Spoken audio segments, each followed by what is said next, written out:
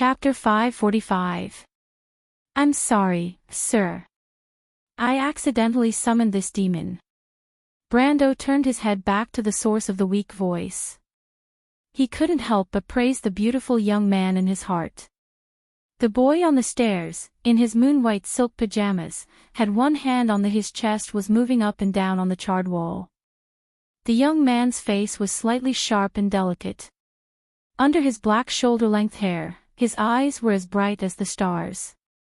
His skin was as white as snow and his thin lips were as bright as a rose. The young man pursed his lips. His eyebrows were slightly wrinkled as if he was suspicious of the origin of Brando and the others. Brando couldn't help but sigh in his heart. He couldn't help but think of the silver elf Nalathar who was sleeping in the Emerald Forest.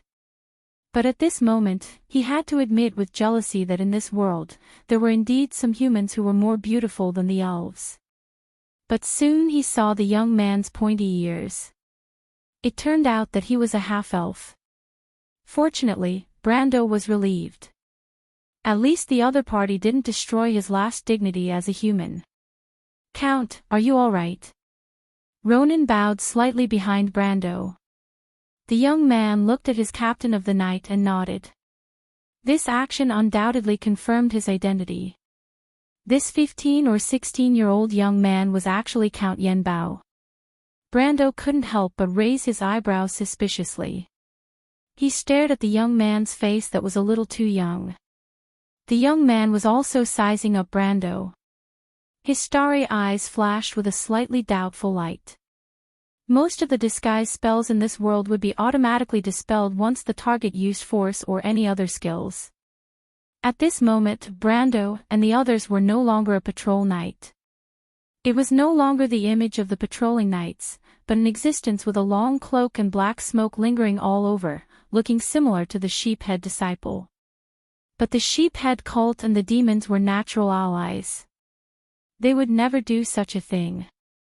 The young man didn't show any fear or uncertainty. But at this moment, there was a banging sound coming from the stairs. A female knight with long blonde hair rushed down like a bolt of lightning. When she saw Brando and the others beside Ronan, she couldn't help but show a surprised expression. She pulled out her sword and scolded angrily, "Ronan. Who are you people? Gold rank." Brando pursed his lips. It seemed that this young lady was the second gold-ranked subordinate of the young count. However, he could not help but glance at her breasts. The female knight was wearing Erwin's military uniform, and her breasts were simply too voluptuous. Her good upbringing was even a little exaggerated. One could not help but associate her with a cow. In fact, this female knight could also be considered a beauty. If beauty was justice, then this lady must be one of the best in the justice camp. She was at most 2. He looked to be around 17 or 18 years old. At this age, he could be considered a hero among the younger generation in Erwin.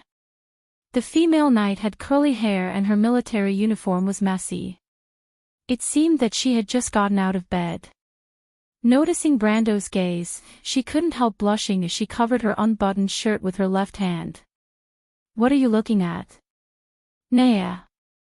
At this time, the handsome young man, who was Count Yenbao, stopped the female knight. He then raised his head and looked at Brando. "Count Yenbao?" Brando asked. "My name is Dilfari de Audener. I am the only heir of the Egret family and the current Count Yenbao." The young man introduced himself with a gentle voice. Brando could not see any panic on his face. He only looked a little tired. The young man put his hand on his chest. He replied politely. "First of all, thank you for helping me restrain the demon." "You are welcome. However, as a noble, it is not very good to make a deal with the demon, right?" Brando narrowed his eyes and asked. The young man was slightly stunned. The female knight beside him had already angrily scolded Brando. She jumped up high and slashed her sword at him. Brando did not have a weapon in his hand at this moment. However, he opened his left thumb and index finger, and a vortex appeared in the middle of the magic triangle. He clenched his right hand, and the Halran Gaia, which was surrounded by black smoke, had already appeared in his hand. Brando pulled out the Halran Gaia and blocked the long sword in the female knight's hand. His strength was far superior to the other party. Suddenly, the cow knight was sent flying with her sword and crashed into the carbonized staircase. After a loud bang, the poor staircase stopped. She was reduced to ashes. However, Brando immediately scolded the freakishly strong woman. After activating Frenzy, his strength was close to 500, and he was standing at the peak of elemental awakening. He did not expect that his hand would be sore from the impact of a low gold level enemy. Because, if the female knight was in the game in the past, she would be a pure strength warrior. What a freak! The freakishly strong female knight quickly climbed out of the wreckage of the stairs with a dirty face. Looking at her gnashing teeth, she was ready to fight again. However, the young count stopped her. Dilfari obviously had his own concerns. He looked at Brando. He already knew that his people were no match for the other party. He suddenly turned his head and stared outside the manor's walls that were already full of holes. "Sir, although I don't know where you came from, I hope you can do me a favor." Dilfari looked in the direction of the forest in the distance of the manor and suddenly said. She said. At this time, Brando also heard the noise outside the manor. The sound of iron boots stepping on the muddy ground was mixed with the sound of horses neighing. The guards, he was all too familiar with this sound. Brendel also looked in that direction, and it did not take long. Not long after, the figure of the leading knight appeared in the direction of the manor's main gate. "It's the guards from the nearby town." Ronan immediately frowned. Brando turned his head and immediately understood what the young man meant. But he narrowed his eyes and replied, "I need a promise, Count." Dilfari bit her lower lip. "What do you want?" "I can only agree to your request under the condition that it does not harm the interests of the family." "So you are the only successor of Yenbao in this generation?" Brando suddenly asked. The knight passed through the courtyard and was already close to the manor, but was stopped by the manor's guards. Dilfari looked over there and could not help but hold her breath. She looked at Brando hesitantly and finally nodded. Dilfari could only bet that this strange person was not the enemy. For a moment, she could not help but feel uneasy in her heart. "Count." Ronan could not help but say. But the young man shook his head at him. Brendel knew what the young count was worried about. The Holy Cathedral of Fire's highest law clearly stated that if a noble colluded with a devil, they would be sentenced to death, and their family's glory would be stripped for 3 generations. Any noble who colluded with the devil would be punished. No one dared to bear such consequences. Although he did not know why the other party would summon demons, Brando saw Dilfari's long eyelashes drooping and knew that the young man was panicking. It was a good time. Luck seemed to be unexpectedly good tonight. Brando looked up and saw a bright moon hanging high in the forest between the Anceli Mountains. "I hope you cannot attend the meeting in Ampere Seal." Brando pondered for a moment and made his request. "That's impossible. You want to replace me in the meeting of the nobles. How can I guarantee that you won't hurt Yenbao during the meeting?" He furrowed his brows and glared angrily at Brendel. "You want to replace me in the meeting? How can I guarantee that you won't harm Yenbao during the meeting? If you offend any of the Grand Dukes, it will be a disaster for my family. I can swear in the name of Lady Martha and my honor." Brando replied. "Even the most loyal oath has a loophole." Dilfari gritted his teeth and replied, "Sir, I have no other way out. I hope you don't force me to fight to the death." Brando and the young man looked at each other, but the young man's determination was beyond his expectations. The young man's eyes were as bright as the stars, without a trace of weakness or compromise. However, the Yenbao family only had one heir left. Something must have happened. Brando thought hard but could not remember what happened to Yenbao in the game. It was as if this area did not exist in Erwin's history. The two of them faced each other, and the atmosphere was silent for a moment. The night outside had broken through the blockade of the guards. They had obviously rushed over after hearing the explosion. Brando noticed that there was no fighting outside, which meant that the knight on guard did not find the Roman and the others hiding in the forest. Yes, this was a relief to him. However, the security forces in Ampere Seal were notoriously difficult to deal with. If he could not reach an agreement with the young Earl, tonight's operation would be in vain.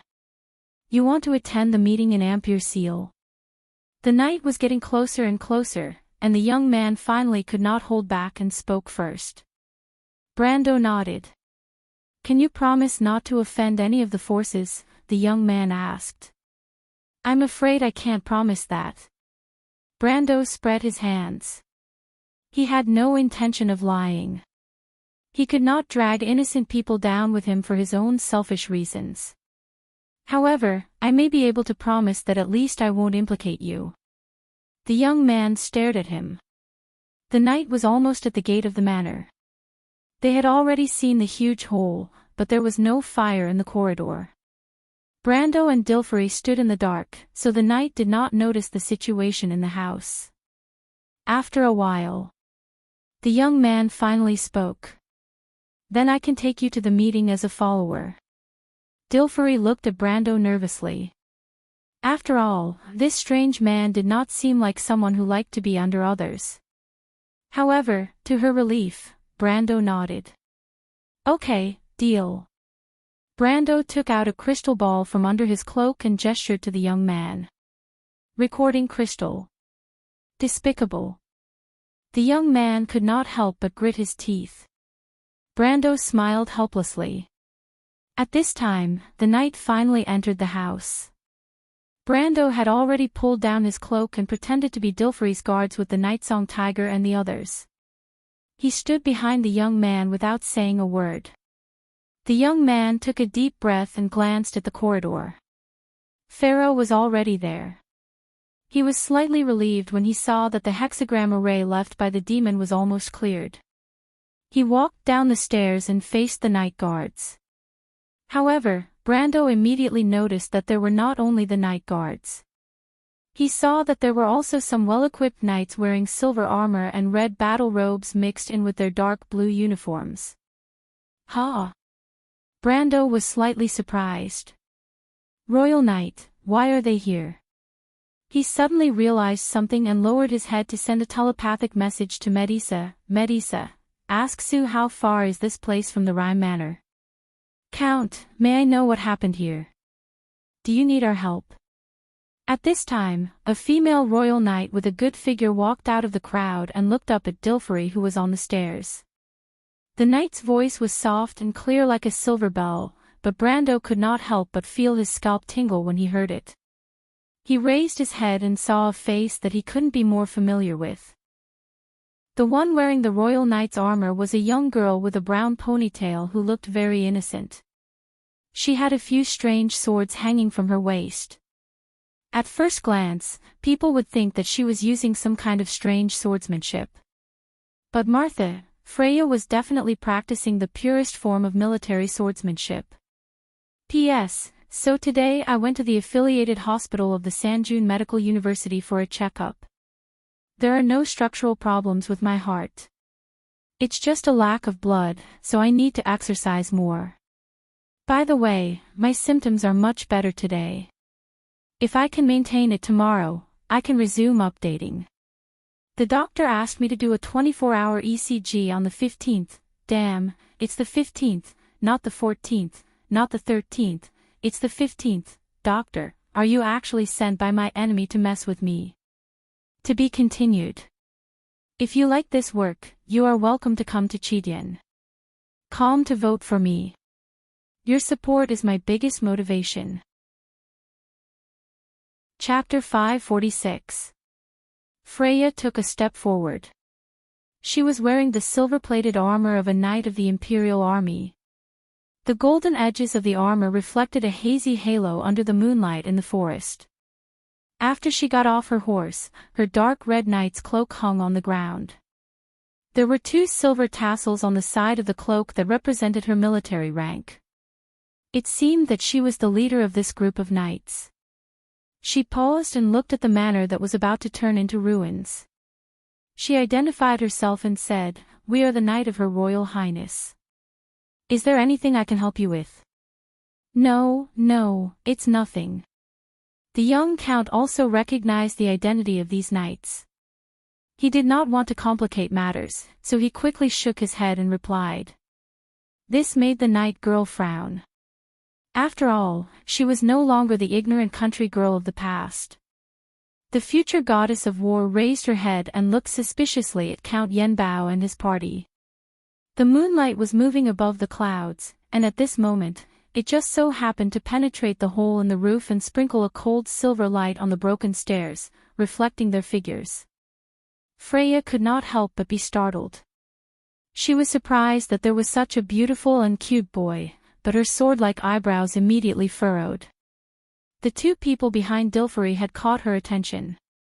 No matter how she looked at them, they looked very suspicious. Brando suddenly broke out in a cold sweat and quickly lowered his head. This girl from the countryside of Butchie had become a lot more mature after studying at the Knights Academy for half a year. Her suspicious gaze gave him the illusion that he had been exposed. He knew that things were not going well. If he was called out at this time, he would really be done for. Freya did not know what they were doing. Kidnapping a noble was punishable by death. Of course, according to the words of the Shire, if his lord was to be hanged, the noose around his neck would probably be tied more than 10 times. But after all, Brando did not want his plan to fail. "My lord, do you think Miss Freya recognized us?" The Shire could not help but break out in a cold sweat and carefully asked through telepathy. Brando cursed the jinx in his heart. At this time, Count Yenbao finally reacted. The handsome young man from the north did not seem to want the knight of the royal family to stay here any longer. Dilfari quickly found an excuse and said, "Madam, please don't worry. It's just that one of my subordinates had a little accident when he was experimenting with magic. I'll call someone to deal with it immediately. Please excuse me." As soon as he said that, Brando and the Shire both let out a long sigh. Most nobles had 1 or 2 adepts as their retainers. This was nothing strange. However, Freya still felt that this young noble was not telling the truth. She raised her head and looked at Brando and the Shire again, muttering in her heart, "Strange guys." During this period of time, Maynard had crammed her with a bunch of knowledge about nobles. Although she didn't remember most of it, she at least knew that the nobles more or less had their own secrets. She understood that she couldn't stay here and be an annoying person. In fact, she originally came over after hearing the explosion to see if there were any emergencies. Since the other party said that they didn't need their help, she thought about it and prepared to leave. However, at this time, the guards who had just been sent back to the gate by Dilfari were escorted back. Brando looked up and suddenly cried out. It turned out that there was another team of knights at the gate of the manor. The style of their armor was similar to Freya's, but there were a few more tassels on their cloaks. These were the knights of the royal family. These people were much more difficult to deal with than the Knight Academy students. Brando immediately lowered his head. They should be the direct officers of this group of students. But I don't know which one of the knight captains is by the princess side at this time. Is it Deng Deng or Deus? Brando lowered his head and sorted out his thoughts. It was impossible for the students to act alone. There must be a knight captains patrolling with these young people. Now, it seemed that Freya was just a vanguard. The names of the 2 knight captains flashed through his mind. If he remembered correctly, the knight captains by the side of the half-fairy princess at this time of the year should be one of the 2. Deng Deng and Deus were not famous NPCs in the Amber Sword, but they used to be supporters of the royal family. Brando also took on their missions. If he remembered correctly, the strength of these two people was only at the pinnacle of silver. They were not even the top figures in the royal faction. He lowered his head and secretly guessed, but he did not expect that his usually accurate prediction would miss this time. The knights quickly came to the front. The leader of the knights spoke with a female voice. What happened? His voice was low and calm, and his tone was filled with unquestionable seriousness. When Brendel heard this voice, it was as if he was struck by lightning from the sky. His whole body froze. He looked up as if he had seen a ghost, just in time to see the female knight's calm and indifferent expression. This voice. Who is this woman? He saw the golden tassel on the side of Maynard's cloak. It was the captain of the knight. However, Brando could swear on his honor as a veteran player who had experienced almost all the changes in Erewhon's history. From the Year of Blooming to the Year of the Sword, there was not a single female in the Royal Knight's ranks. Not to mention the Royal Knight rank, there were almost no females above the rank of Grand Knight. However, what really surprised him was the female knight's voice. There was no way he had heard it wrongly. Her voice was so clear even in his dreams. At that moment, he almost thought that he had returned to more than 10 years ago. His senior sister was standing in front of all of them, leading them with her sword. He closed his eyes, and it was as if time had turned back. That indifferent, calm, and warm face appeared in front of him again. Her smile was so warm that it made one's heart feel at peace. He almost blurted out that familiar name, but he held himself back. Maynard was born in Cipher. She inherited the snow-white skin of the people of Cipher. Her long black hair was like an obsidian against her fair skin. She was born to be a stunning beauty. She was known as the cold beauty among the knight. But from Brando's point of view, even though this female knight had a unique temperament that was similar to his senior, they were not the same person. He could not help but take a deep breath. His heart was filled with uncertainty. But in the end, he returned to his original question. Who is this woman? Brando was certain that he did not remember wrongly. Unless history had changed, there would not be a female knight in the royal faction. Even though he knew that history would change sooner or later because of him, the butterfly, but he did not expect the change to be reflected in such a small detail. It did not make any sense at all. He heard Freya call the female knight Maynard. Brando swore that he had never heard of such a name before. Even though it was impossible for him to know the background of all the nobles and socialites in Erewhon, Brando was confident that he would not miss out on some well-known NPCs. The fact that she was able to become a knight captain at such a young age meant that she was not an ordinary person. But unfortunately, Brando could not think of such a person even after racking his brain. There were two possibilities in front of him. The first possibility was that Maynard was just an alias, and there might be a famous person behind this name that he knew. However, Brando could not connect the female knight in front of him with the famous people in his memory. This woman seemed to have appeared out of thin air. Then there was the second possibility. History might really have changed because of his arrival, and this change might not only affect Owen's history after his arrival, but even the history before his arrival might have changed as well. This change was completely unpredictable. In other words, if this possibility existed, Brando would not have been surprised when he found out that the princess was actually a cute boy. Brando frowned deeply as he stared at Maynard, who had suddenly appeared. At this time, the female knight had already turned her head sideways to listen to Freya's words.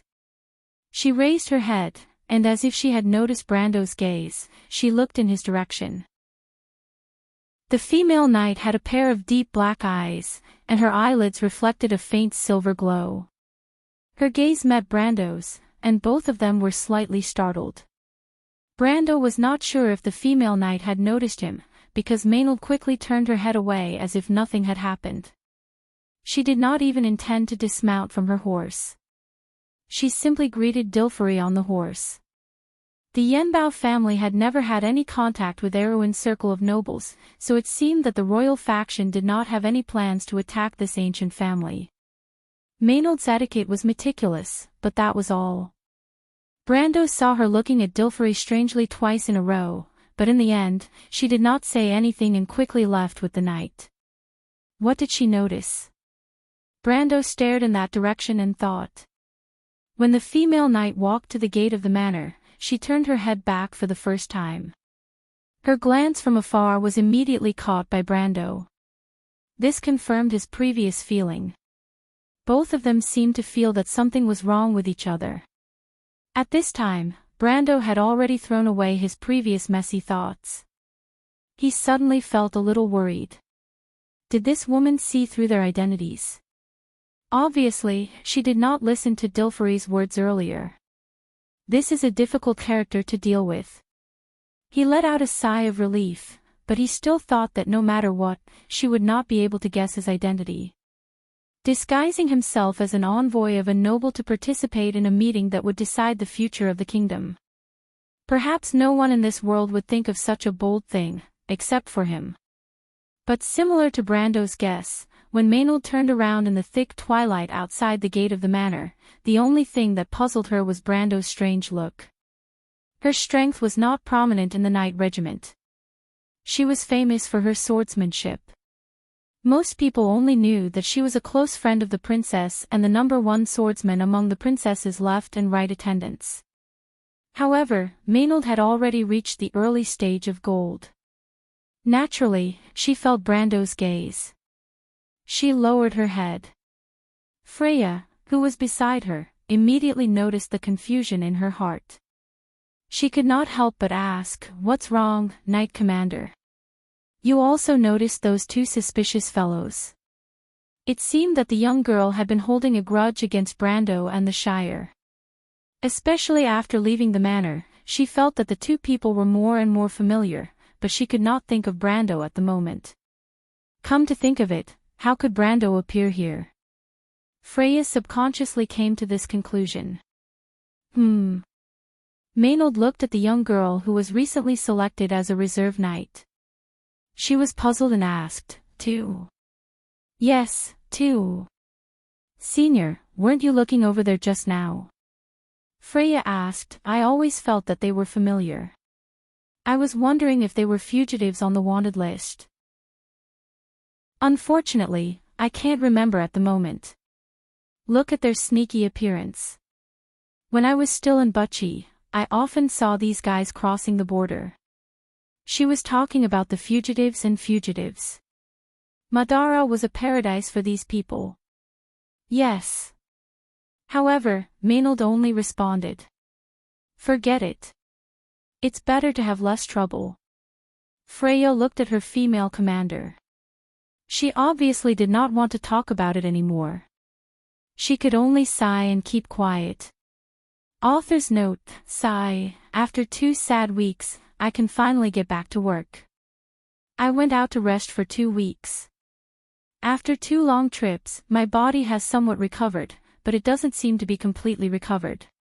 Another thing is that I have finalized the release of the traditional version of the book with the Taiwanese side. It is said to be in July. In short, you don't have to worry about the book being out of print. Well, you can expect the problem of rushing the manuscript.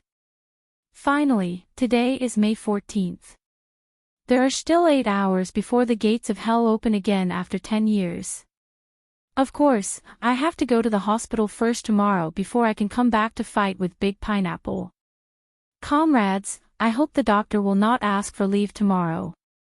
If you like this work, you are welcome to come to Chidian. Come to vote for me. Your support is my biggest motivation. Chapter 547. The sound of the royal knight's horse's hooves gradually faded away in the night, and the manor finally returned to its peaceful state. Brando saw the young earl frowning slightly as he looked in that direction. The young man turned back and looked at him. The bright moonlight shone on his soft and beautiful face with a thoughtful look. Dilfrey asked pointedly, "You seem to know them." Brando did not intend to be frank about his identity. He lifted the hood that previously covered his face and smiled mysteriously at the young man. Humph, Dilfery snorted softly. He glanced at the messy house that only had the structure left.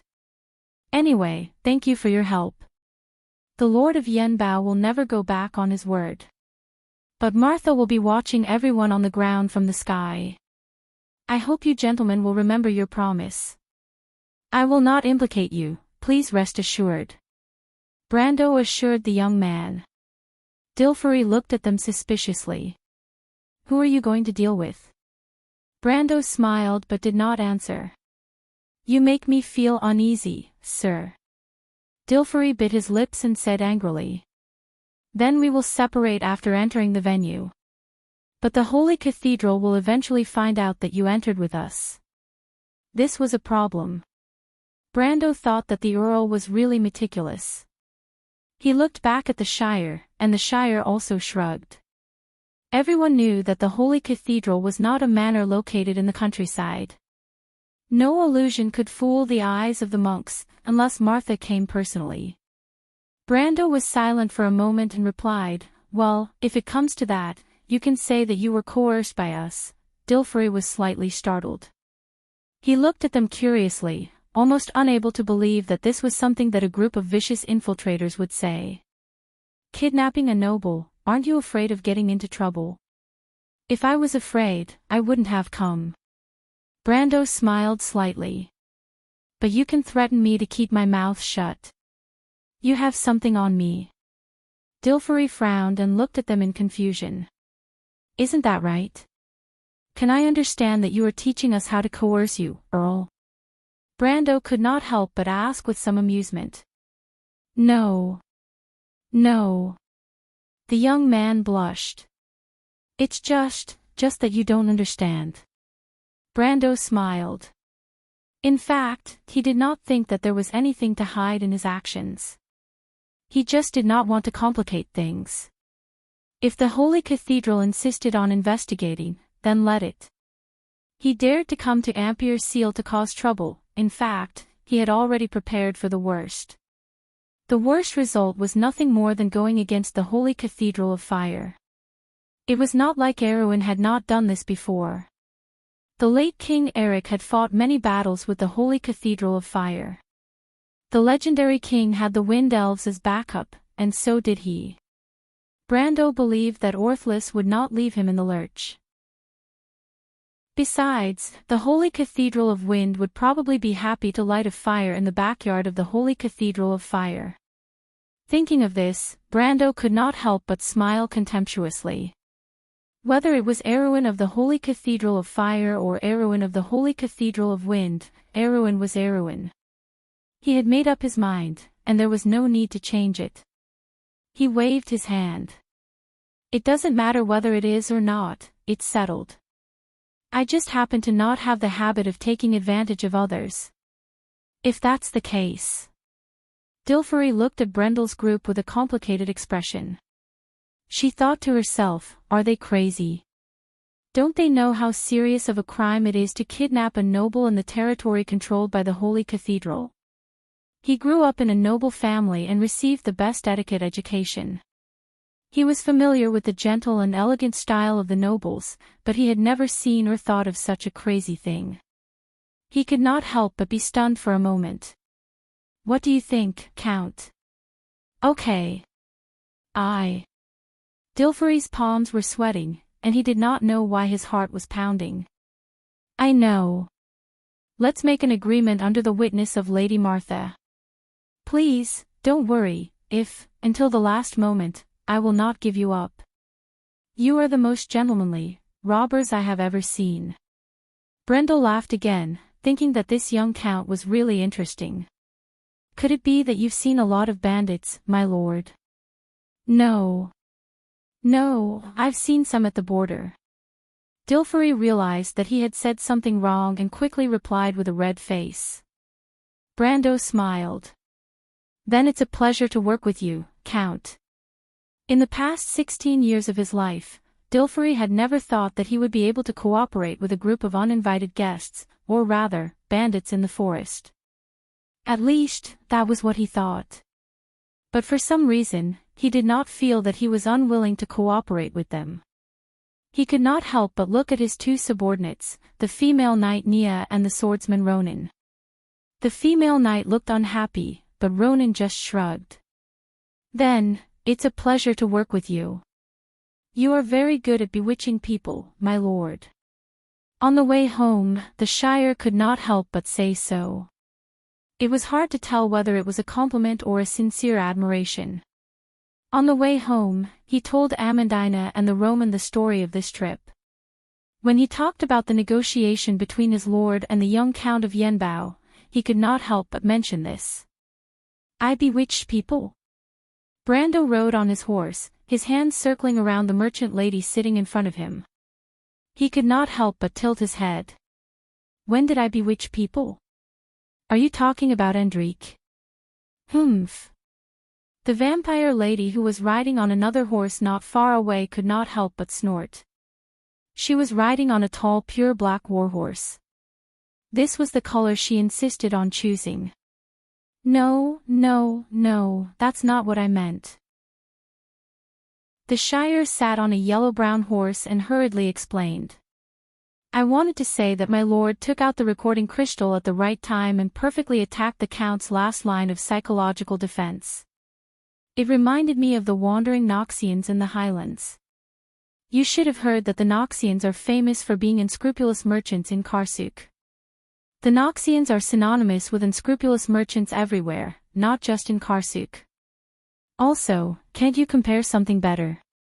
Brando replied in a bad mood. "But then again, I remember that the recording crystals made in the fief are kept by Miss Amandina, right?" The Nightsong Tiger suddenly asked.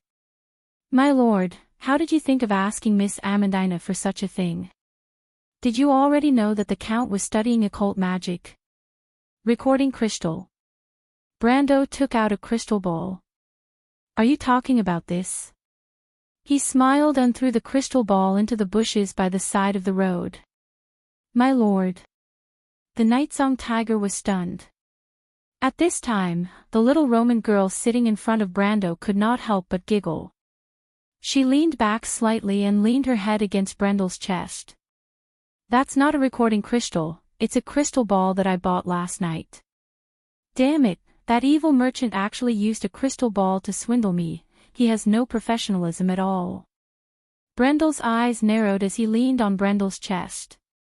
"That's not a recording crystal, it's a crystal ball I bought last night." "Ah." The Nightsong Tiger was stunned. No, the Shire shook his head.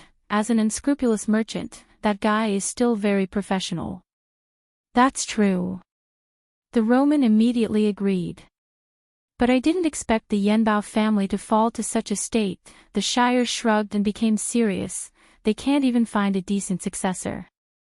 If there's an old man who can hold the fort, he wouldn't let such a naive little princess come to Ampere Seal alone, right?" "Little princess?" Amandina did not understand. "It's the Countess." Brando shook his head. His willpower was too high, and simple illusions could not affect his mind at all. He and the Shire actually saw through Dilferi's disguise at a glance. Perhaps only the young Countess did not know. But as the Shire said, if the Yenbao family sent such a young lady to Ampere Seal to participate in the meeting between the nobles, they must have met with some trouble.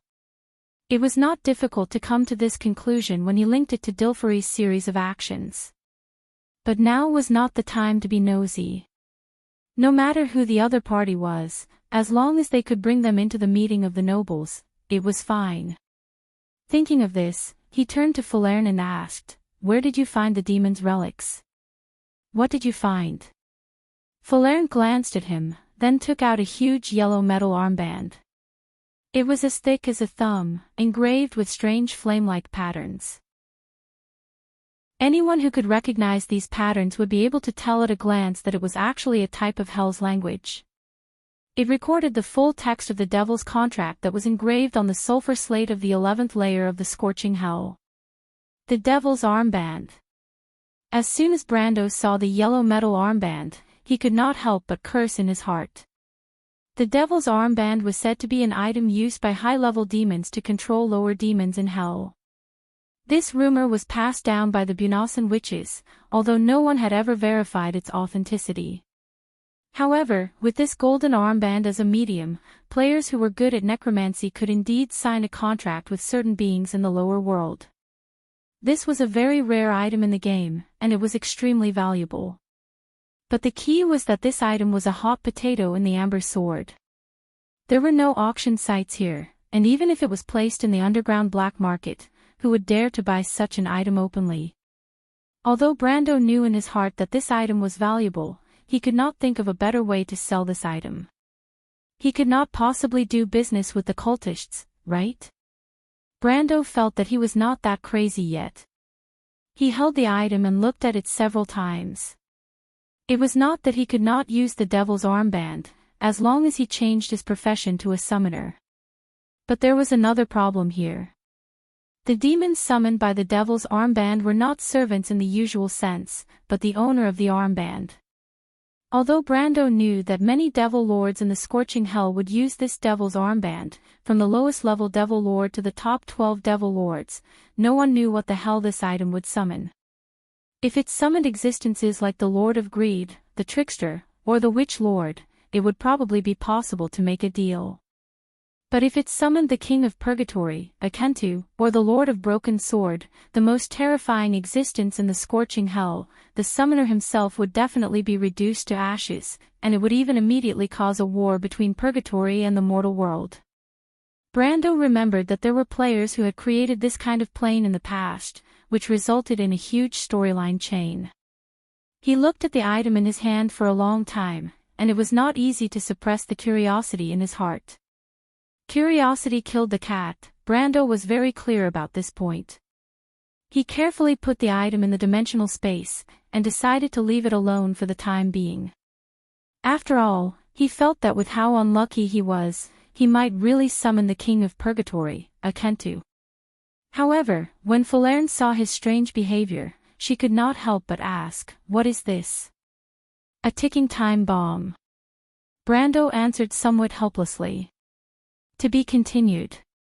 If you like this work, you are welcome to come to Cheatien.com to vote for me.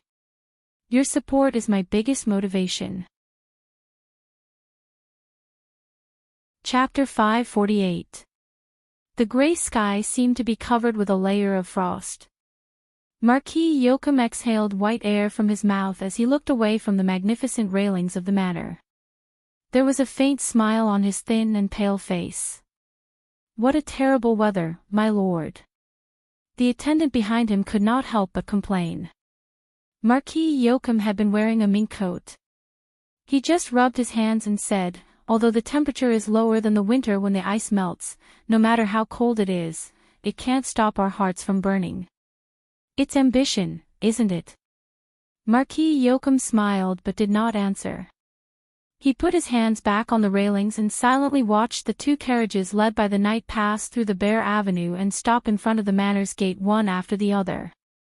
At this time, there were many well-dressed nobles gathered in the hall. Although most of these people were famous local merchants and gentry, the meeting had almost nothing to do with them. In this game that decided the fate of the kingdom, as insignificant people, they only had the right to applaud. However, the carriage brought the real important people. When the carriage slowly stopped, the whole hall became quiet. The loud chatter turned into whispers. The guests in the hall could clearly see the coat of arms on the black carriages through the tall arched windows. There was a crescent moon, a crisscrossed scepter, a crown, and a unique winged serpent seal. The identity of the carriage's owner was obvious, the last bloodline of the House of Covardo, the Princess of Erewhon and her brother. However, compared to the declining royal family, the other carriage only had a simple seal of a ferocious eagle. The coat of arms was like a dark cloud that pressed down on people's hearts. If there was one of the 6 dukes of Erewhon who was powerful, the answer would be a wreck. The knight first opened the door for the princess. Griffine's light purple dress was like a sudden rolling cloud. She slowly walked out of the carriage. She slightly raised her head. Her light silver eyes were like autumn water, faintly shining with a clear and restrained brilliance.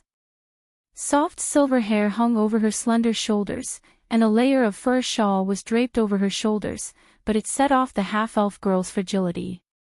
But now, this fragility supported a kind of innate unyielding and pride. Everyone present subconsciously held their breath. They had heard that the princess of the kingdom was the brightest pearl on Erwin's crown, but only when they saw it in person, did they understand that the rumors were true. That old guy Erech, this was the thought in the hearts of most of the people present. But Marquis Joachim, who was on the balcony, only showed a profound smile. He lowered his head and sniffed the musk on the mink gloves. He thought to himself, Duke Erech actually appeared with Her Royal Highness. What a cunning guy. Is this a footnote for the frequent contact between the two sides? But in his opinion, what kind of price this little girl from Kurt sold herself to was the most interesting thing. The door of the second carriage opened, and the people present inevitably felt suffocated. Even Joachim on the balcony could not help but frown. Duke Erech under the handrail did not look as old as the rumors said. His hair was grey, his eyes were like an eagle, and his serious face was full of dignity. His lips were thin, and even the beard on his chin was meticulously groomed. It could be said that compared to most of the nobles, the Duke looked more dignified. He was wearing a black sable robe, under which a light silver breastplate was faintly discernible. However, no one would think that this Grand Duke was a coward. The Highlanders valued martial arts, and Grand Duke Erech had also been on the battlefield all his life. He attended every occasion in a military uniform, which had long been a scene in the noble circle of Erwin. Joachim did not even need to look to know that there must be a heavy sword under the belt under the robe. This sword was not used by most nobles for decoration. In his life, Erech had cut down no less than double digits of enemies with it. As for the flowers in the greenhouse, they would probably vomit when they saw the corpses. But Joachim was somewhat jealous. Ordinary people were not allowed to carry weapons when they entered the venue, but Duke Erech was obviously not in the category of ordinary people. This was a privilege that only the Duke could enjoy. Although his identity was special, compared to many of the important people presiding over this meeting, he was only a little better than the people in the hall below. Duke Erech slowly walked out of the carriage with a silver cane in his hand. His pair of eagle eyes looked around, and when he saw the princess, his serious expression eased slightly. He brushed his robe with his hand and walked over with a smile. Very gracefully, he extended his right hand to Princess Griffine. Today, you are the most beautiful princess in all of Wonde. Griffine's expression was as usual. She raised her hand to let the powerful Duke support her. Thank you. It is my honor to have a wife like you. According to the agreement, when Heruz ascends to the throne, I will naturally become your wife, your grace. The half-elf girl replied faintly. Duke Erech smiled and did not say anything. Behind them were Duke Erech's close vassals and the royal factions Oberway, Makarov, Fleetwood, and others. These people looked at each other face to face, and on the surface, they seemed to be harmonious. However, this kind of harmony expressed a fixed meaning within the rules of the aristocratic game. When it fell into the eyes of those who were interested, it naturally had a different meaning. Of course, for most of the mediocre people, among the group of people, Devard, who still had a bandage on his hand, was the most eye-catching one. This most outstanding swordsman of the Highlands was lucky enough to save his right hand in the previous duel, but the wound on his arm was not something that could be healed in a short time. The guests in the hall could not help but whisper when they saw this person who was in the news a while ago. The news of Devard's duel in the Anderla Cathedral had already spread throughout Ampere-Seal. As for the two parties involved in the duel, it was naturally the center of the discussion. It was a pity that this special honor did not bring glory, but shame. Devard's face was ashen. This proud eagle of the Highlands could not be proud now. Marquis Joachim was also one of the people who witnessed the duel. He stood on the balcony with a smile and greeted Duke Erec, thanking the Duke for lending him his guard that day and apologizing for his recklessness. However, when he saw Devard and the others enter the hall, he could not help but think of what happened that day. Who is that young man? The Holy Cathedral was tight-lipped. It seemed that other than the Archbishop, no one knew the origin of the other party. It seemed that he came out of nowhere. But came out of nowhere. Is that possible? He thought that he had already known the various families of Erewhon, but now it seemed that the pool of water in the kingdom was still very deep. Marquis Joachim rubbed his eyebrows.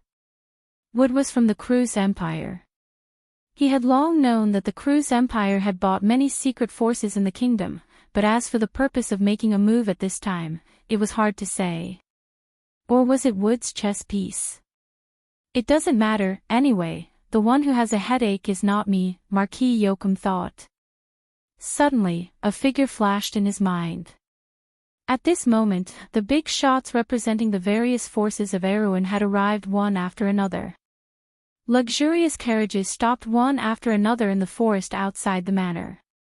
First was Duke Cypher's carriage. As the Queen's brother and the uncle of the future king, Duke Cypher would naturally side with the North group. Following closely behind was Marquis Balta. Marquis Balta came from the Sword Castle. This family had long controlled the White Lion Legion for the Covardo royal family. The enemy of the White Lion Legion was the Cruz Empire, but it was hard to say who the enemy of the Sword Castle family was.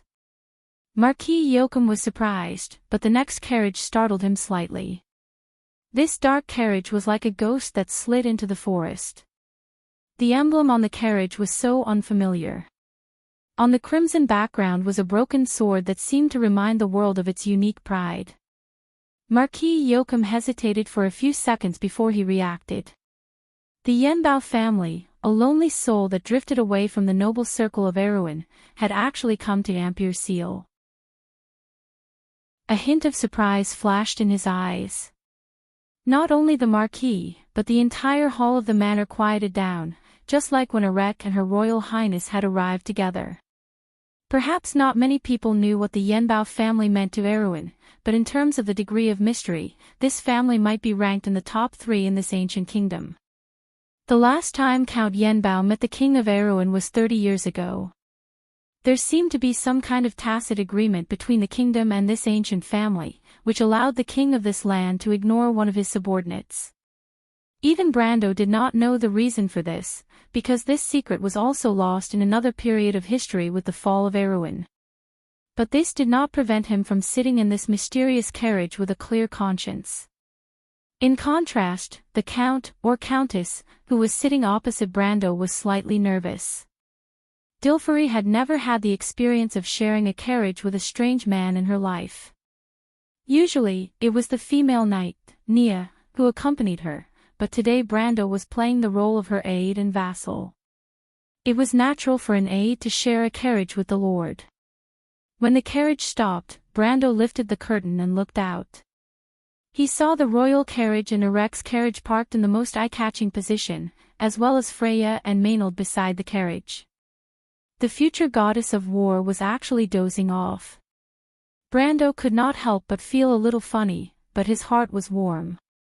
Everything familiar with the past was still there, and Erewhon had not completely slipped into the abyss of destruction. Everything seemed to be turning around. Sometimes he was really worried that this was just an unreal dream. But only when he saw Freya's face, which still had some of the youthful face of a young girl from Bucci, the face that belonged to the future goddess of war, did he feel that everything had become real again, as if he could touch it with his hands. Then he withdrew his gaze. At this time, the knight outside the carriage had already opened the door. The one who opened the door was Nia, and the female knight glared at him unhappily. Brando did not care. He got out of the carriage first, and then extended his hand to the countess. Dilferi hesitated for a moment, then took his hand and jumped out of the carriage. As soon as the two got out of the carriage, they attracted a lot of attention. Of course, Brando did not think that these gazes were directed at him. In fact, they were. Everyone in the manor was surprised by Dilfery's age. She was wearing a countess robe, and the 3 silver lines on the fur robe proved her identity. Yen Bao had a new heir. But among all the people present, at least one gaze fell on Brando. "It's you." Devard, the eagle of the Highlanders, who had been silent all this time, suddenly let out a roar.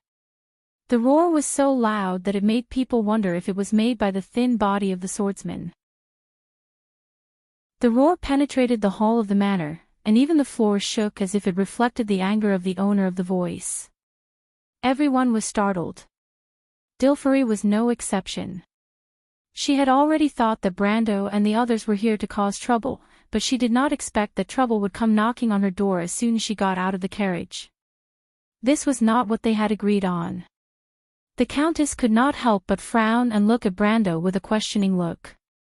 The focus of her gaze had now shifted from the Countess to Brando, but Brando only felt a little embarrassed. He could not help but raise his eyebrows. He did not expect that this guy would come with him even though he was injured. Note 1, Kurt is the hometown of Griffin, in the province of Corcova. P.S. Miss, I was wrong again. 55555, we had originally agreed on 2 chapters, but the editor of Chidian had something to do with me today, so I filled in some forms and delayed it. Leave it for tomorrow, I will hurry up when I come back tonight. If you like this work, you are welcome to come to Chidian. Calm to vote for me. Your support is my biggest motivation. Chapter 549. Brando raised his head and showed the most charming smile to the people present. Even the harshest etiquette officer could not find any fault with this aristocratic smile. In terms of hypocrisy, he could be said to be the model of all the nobles in Erewhon. This was his only response to Devard. He was not afraid that Devard or Erec would find trouble with him here. He had defeated Devard in a fair duel. At the time of the duel, there were at least 3 famous witnesses, including Marquis Joachim. He could be praised for being merciful by not killing Devard at that time. Those who could make it to this venue were not stupid. Everyone immediately reacted. It's him. He cut off Devard's hand with a sword. The hall was in an uproar. So young. How is it possible? Martha above, I have heard in my early years that the Highlander's eagle has the strength of elemental awakening. This young man can defeat Devard. It can't be, he is not even 20 years old. The guests were discussing. The whispers were like a whirlwind that quickly spread among the crowd. The emotions of surprise spread, and even the noble Princess Griffin could not help but cast a surprised glance at Brando. Grand Duke Erec raised his eyebrows and did not hide the gloominess between his eyes. On the other hand, Duke Cypher's fox-like face showed a playful smile. Devard's face was as gloomy as a lead sheet. He was just speechless for a moment when he saw the enemy he had been searching for appear here, but he had forgotten the situation he was in. As the loser of the duel, his private revenge here would only make him a laughingstock in the noble circle. The key was that Grand Duke Erec absolutely would not allow him to lose face. That's right, I also heard that Archbishop would personally baptize him. When the Highlander's eagle clenched the hilt of his sword, someone dropped a heavy bomb in the crowd. This dose of medicine was even more shocking than the first dose, and the hall fell silent. The person who spoke was a gentleman. He was stunned to find that the hall had quieted down as soon as he spoke. How many years had it been since the Archbishop of Ampere Seal personally baptized someone? What kind of honor was that? The last baptized person was no longer alive, but there was still this person's son in the hall. The eldest son of the Count of Grey Mountain could not help but take a step forward. The last time the Archbishop made an exception, it was the Holy Cathedral of Fire that compromised with the king. What was the reason this time? Baptism, could it be that he is already a knight of the temple? After a long while, someone shouted in disbelief. Brendel was slightly taken aback. Even in his dreams, he did not expect these nosy guests to guess in this direction. The Holy Sanctum had 2 honorary titles. The title of Knight of the Holy Sanctum was only given to those who had contributed to the Holy Sanctum and had reached the elemental realm. However, Brando was a Knight of the Templar.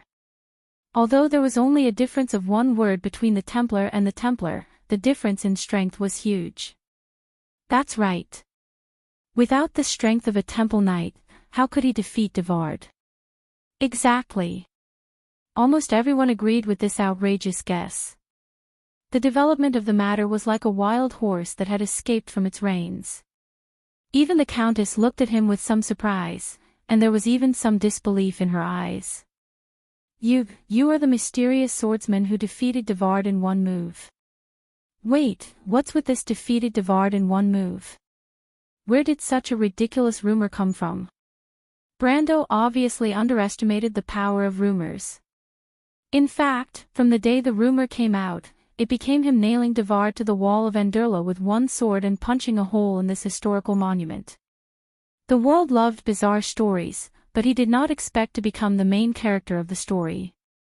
He quickly gave Dilfari a look, in case the young lady screwed up her act.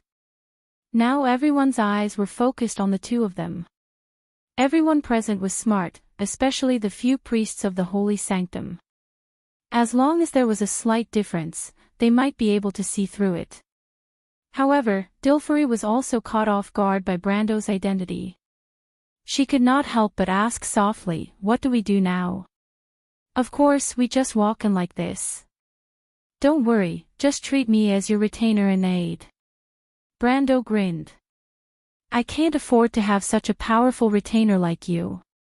The Countess rolled her eyes at him. Brando suddenly wailed in his heart. "Young lady, you are now playing the role of a man. Can't you have some self-discipline as an actor?" However, he kept his mouth shut and only smiled helplessly. The 2 of them slowly walked into the hall, attracting almost everyone's attention. The attendants followed behind them. Naya and Ronan were among them, as well as the Shire in disguise. The 3 of them were gold rankers and could not hide from the eyes of most of the masters present. The powerful strength of the Yenbao family immediately caused a round of discussion.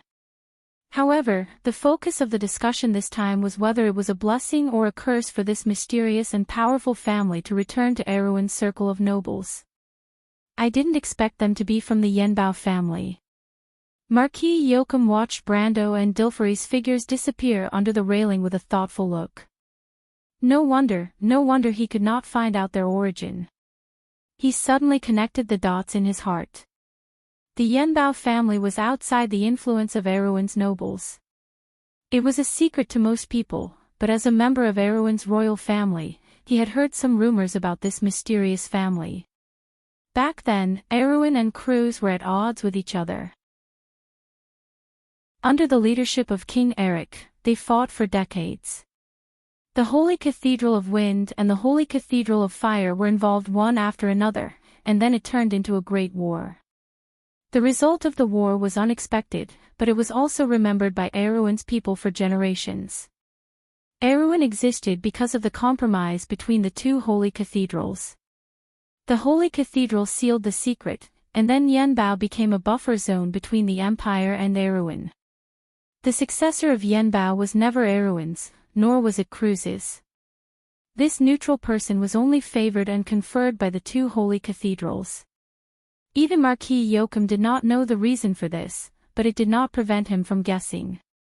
The Holy Cathedral did make a move. Marquis Joachim instantly connected the conferment of Brando with the whole thing and came to a wrong inference. However, he did not realize that he had walked into a dead end. Instead, he thought that he had grasped the context of the whole thing. The Marquis thought of another person and could not help but show a smug smile. He knocked on the railing and said to his attendants, "Let's go down and meet this count." "My lord." "I heard his men call him lord that day. If I'm not wrong, he must be the real successor of the Egret family."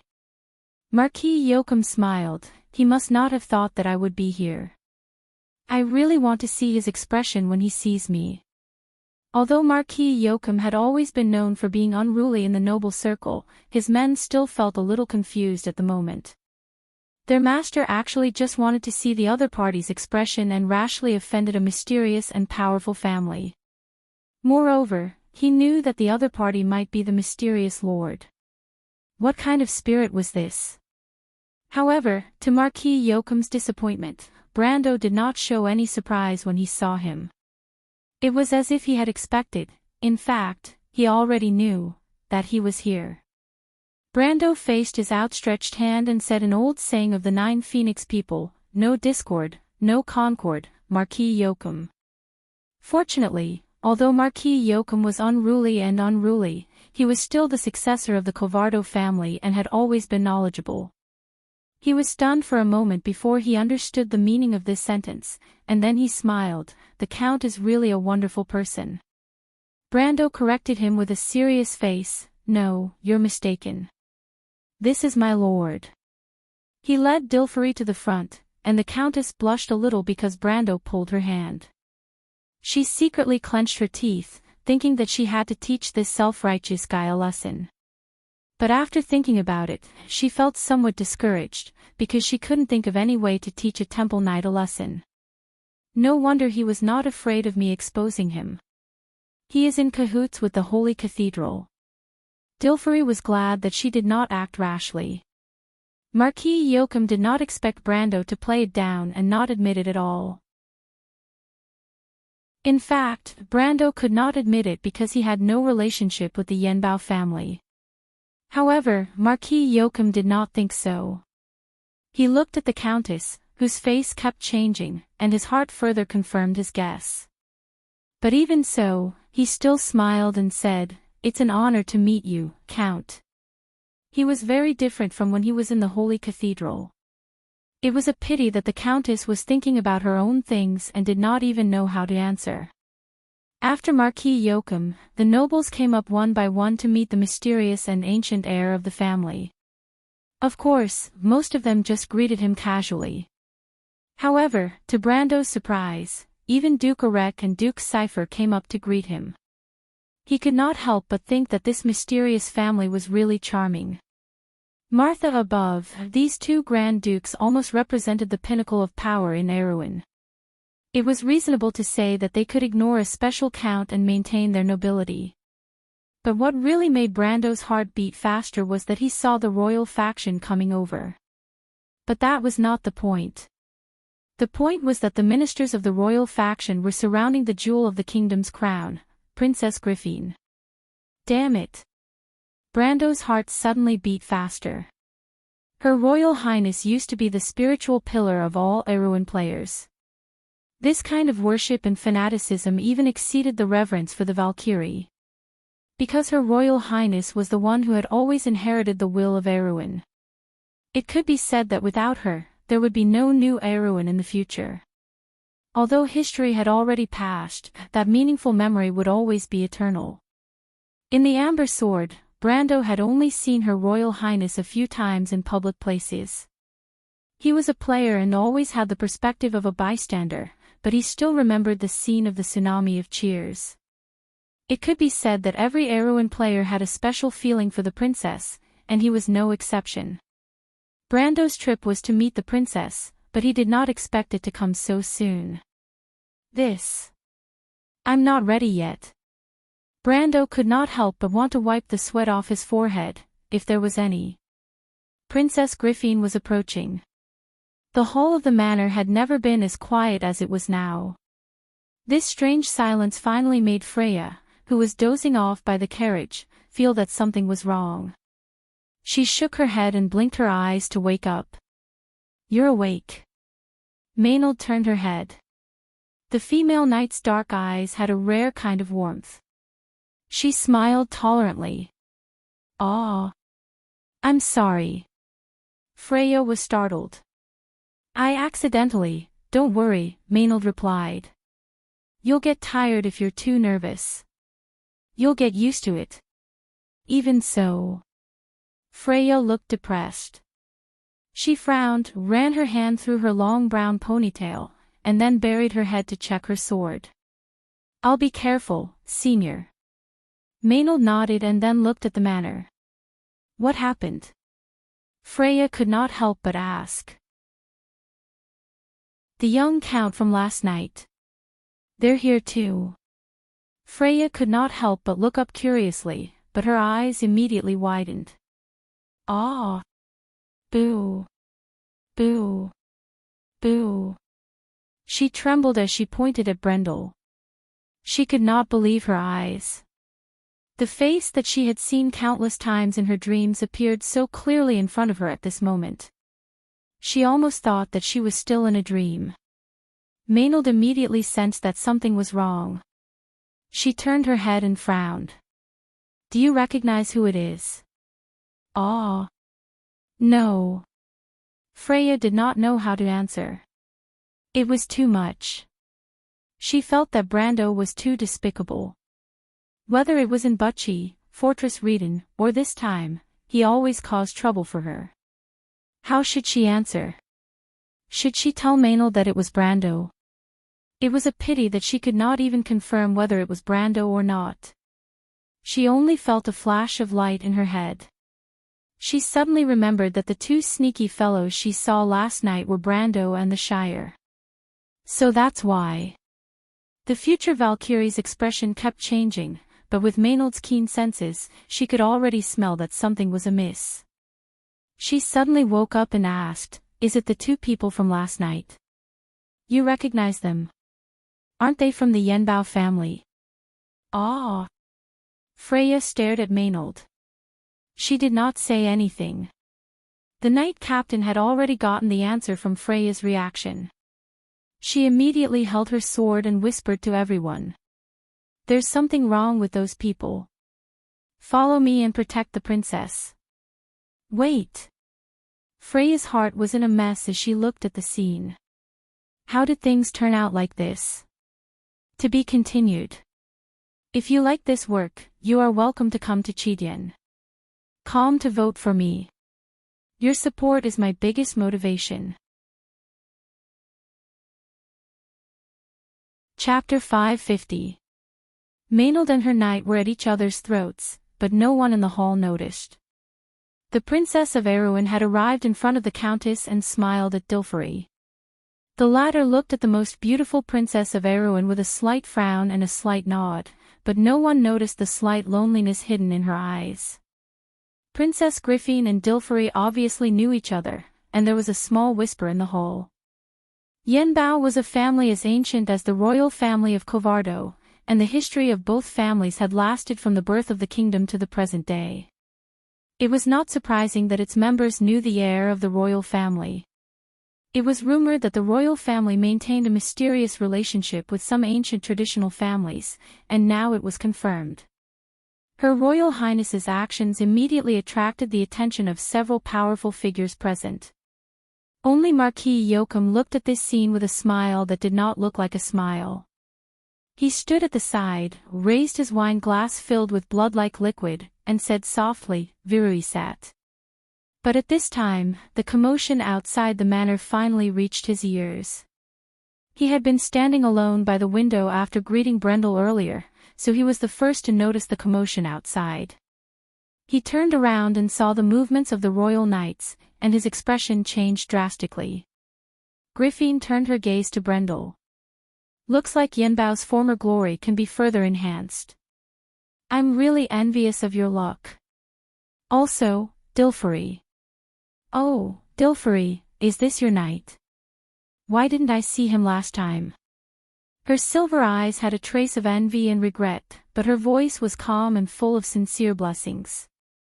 Everyone present knew why the princess had said that. A young man who entered the Gold Realm at the age of 20 could be regarded as an elemental awakener, because such a genius would eventually reach that level. And an elemental awakener was a powerful existence that could change the balance of power in any country. The royal family of Covardo originally had more power than many nobles under the rule of the dynasty, but after the separation of the north and south, Griffin knew very well that the power in her hands was not necessarily more than that of the dukes. In fact, if Bugha the Cross had not joined, her situation would have been even worse. But Bugha did not serve the royal family, and the Princess of Erewhon knew this better than anyone else. She looked at Brando, and for a moment, she could not help but feel sad and jealous. Why was God always unwilling to bless the royal family of Covardo, even at a time when the dynasty was on the verge of collapse? She could sacrifice everything, including her life and her body, for the future of this country and her brother's future. Gods will even disdain. But Dilferi's face darkened. She nodded. Because of that, she did not see him. Brendel could not help but look at the Countess. He probably did not expect her to lie without batting an eyelid. I see, Griffin seemed to have noticed something. She looked up and squinted her eyes at Brando. I don't know why, but even though I have never seen you before, I feel that you look very familiar. That's strange. Brando immediately felt two sharp gazes on him, and his body tensed up. But when he followed the gaze, he saw Makarov and Fleetwood standing behind the princess. The two sly old foxes obviously recognized him. But Brando was not nervous. Instead, he relaxed. He did not put on any makeup today because he wanted Makarov and Fleetwood to create an opportunity for him to meet the princess. Brando knew that neither Cypher nor Covardo would give up on the Lionheart. When he triggered the Divine Relic's reaction, Fleetwood and Makarov were there. He believed that Fleetwood would be able to tell that the reaction had something to do with the Lionheart. In fact, when Erewhon's envoy appeared at the Green Tower, it meant that Oberth VII was aware of it. As his only beloved daughter, Brando did not believe that Princess Griffin did not know anything about it. Now that the person involved was right in front of them, he believed that the royal faction would make a move. However, Brando did not know that the Lionheart had already appeared in the world and was in Freya's hands. Otherwise, he would not have thought of such an idea. It was just that the royal faction had sealed off the news too well, and not many people knew about the Lionheart. Freya's performance at the Knights' Conference had attracted attention instead of the sword in her hands. It was because of these reasons that Brando had misunderstood her today. Brando did not intend to answer the princess question. He was now playing the role of Dilferi's retainer. Although the princess question was directed at him, he did not have the right to speak here. He looked at Dilferi, and the latter replied awkwardly, "Your Highness." Griffin smiled. "Dilferi, are you worried that I will steal your man?" "Of course not." In fact, the Countess did not know that House Yenbao and House Covardo had a close relationship. This was one of the biggest secrets of the royal family. She had known Griffin since she was young, and she knew how competitive the princess was. However, if Brando was really her subordinate, she would not be at ease with this sister of hers. But since she knew that Brando had no relationship with her, she did not say anything. At this time, a slender figure parted the crowd and came in front of the princess. Brando saw that it was a middle-aged man wearing a black suit. His face was slightly long and his eyes were sharp. He must have a high status to be able to come in and out of this place. But what made him feel strange was that the man looked familiar, so he could not help but take a second look. His attention attracted the man's attention. Oberway turned his head and was slightly startled. Brando did not recognize him, but he recognized Brando. He was the wolf knight Oberway that Brando had met once in Fortress Reden. He had also praised Brando's talent in front of Griffin, but he could not help but be stunned when he saw Brando here today. Why is this guy here? The noble who was known for his shrewdness frowned. The first thing that came to his mind was Brando's identity as a knight of the Highland. Lord Oberway, what happened? The princess noticed Oberway's expression and couldn't help but remind him. The wolf knight looked deeply at Brando. A wolf would always remember its prey. Oberway's gaze made Brando frown. He did not know where he had met this guy before, but he obviously recognized him. But he still wanted to confirm, but Oberway had already turned his head. Brando only saw him give the princess a look. Something has happened outside. Ask everyone to leave. Auberway's voice was not loud, but it unexpectedly covered the whispers in the hall. Everyone quieted down. What happened? Griffin's beautiful eyebrows knitted together.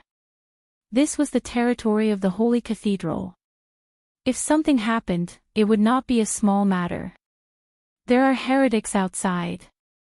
Auberway replied. Heretics. With a boom, the whole hall seemed to be ignited. The Holy Cathedral of Fire was not xenophobic. Other than the 5 holy cathedrals that did not interfere with each other, some small sects or mystical cults were mostly allowed to spread between various countries. But the 5 holy cathedrals only mentioned one heretic, and that was the cultists who followed the Twilight or the Dark Dragon. Regardless of how the cultists appeared in the central area under the jurisdiction of the Holy Cathedral, it was rumored that the cultists were mostly cruel, evil, and crazy. Of course, most of the nobles present were unwilling to be buried with these lunatics. So for a moment, some noblewomen even screamed. Not to mention these ordinary nobles, even Griffin and Brando could not help but be shocked. Erwin's princess was shocked that the cultists had sneaked into the hall, but Brando was shocked that such a thing had never happened in history. So in comparison, the latter was more shocked. What is going on? Griffin saw that the monks of the Holy Cathedral had begun to maintain order. Several of them were at the center of the hall. Even if they wanted to look outside, they could not see the situation outside the manor. She was very clear about this, so she asked directly. But this time, the usually shrewd lone wolf shook his head. In fact, even Maynard, who first discovered the cultists, did not know what was going on. Initially, she deduced from Freya's information that Brando and the rest were harboring evil intentions toward the princess. So she immediately ordered her knights to prepare to protect the royal faction in the hall. But she did not expect that the moment she gave the order, the entire manor would be in chaos as soon as the knights drew their swords. The cultists seemed to have appeared out of nowhere. They had disguised themselves as all kinds of people. Some were the attendants of the nobles, and some were even the guards of the manor. When they saw the knights of the princess draw their swords, they immediately drew their swords as well. Then, as if premeditated, they split into 2 groups. One group charged at the knights of the royal family, while the other group charged straight into the manor. The guards in charge of the manor did not expect the guards brought by the nobles to be enemies, so they suffered heavy casualties as soon as they met. When this happened, everyone could not help but be shocked. Only Maynard was certain that Brendel's plan had been exposed, and she was desperate. She was a qualified soldier, and at this moment, she did not panic at all. She immediately drew her long sword and ordered everyone around her, "Don't tangle with these people. Their target is the nobles in the hall. All knights, listen up, immediately open a path and follow me." After that, she stabbed her sword into the heart of one of the cultists who pounced on her. Then, she pulled her sword back without a trace of blood on it. Her movements were so fast that the people around her did not even have time to see it clearly. At this moment, there were quite a number of noble guards present. They were just momentarily stunned by the scene in front of them. When they heard such a calm and firm command coming from the hall, they immediately reacted and pulled out their weapons to attack. It wasn't that Maynard could command these guards with the prestige of the royal family, but it was entirely because most of the nobles who were able to participate in a Rex conference were of extraordinary status. Even if one of the nobles in the hall was injured, it was a price that the servants couldn't afford to pay. After all, the cultists who stayed outside were in the minority. As more and more noble guards joined the battle, the temporary line of defense that they had built at the periphery suddenly opened up a few long gaps. But the noble guards were not happy at all. These cultists lived up to their reputation of being fierce. They would often fight back at the last moment, but not one of them fled. When they thought of how many of these fierce people had killed their way into the manor, everyone present could not help but feel depressed. Due to the strength of the Holy Cathedral, the nobles were ordered to leave most of the guards outside the manor. Now that the accident had happened, everyone present could not help but curse the Holy Cathedral of Fire's despicable actions. Maynard was no exception. She frowned. Although Fleetwood was by the side of the princess, a wizard was still inferior to a warrior in close combat. Especially when the young man was a gold ranker or even had the strength of an elemental awakener. If he was close enough to the princess, Fleetwood would not be able to stop him in time. Maynard's hand gripped her long sword, and even her knuckles turned white. She just had to wait for the royal knight to break through the cultist's direction and immediately attack the manor. The black-haired female knight could not help but look around anxiously. At this time, she found Freya in a daze. Freya. Maynard seemed to have found a place to vent her anger. She was one of the few people in the royal faction who knew the true identity of the girl from Butchie. Scepter of Fire Everton was one of the true pride of the royal faction. It could be said that without Everton, the royal faction would not exist today. As for Everton's only blood relative, Maynard's feelings were somewhat complicated. Freya was not always able to satisfy her. Even though she admired her hard work, but being overcautious and hesitant was not a quality that a general should have.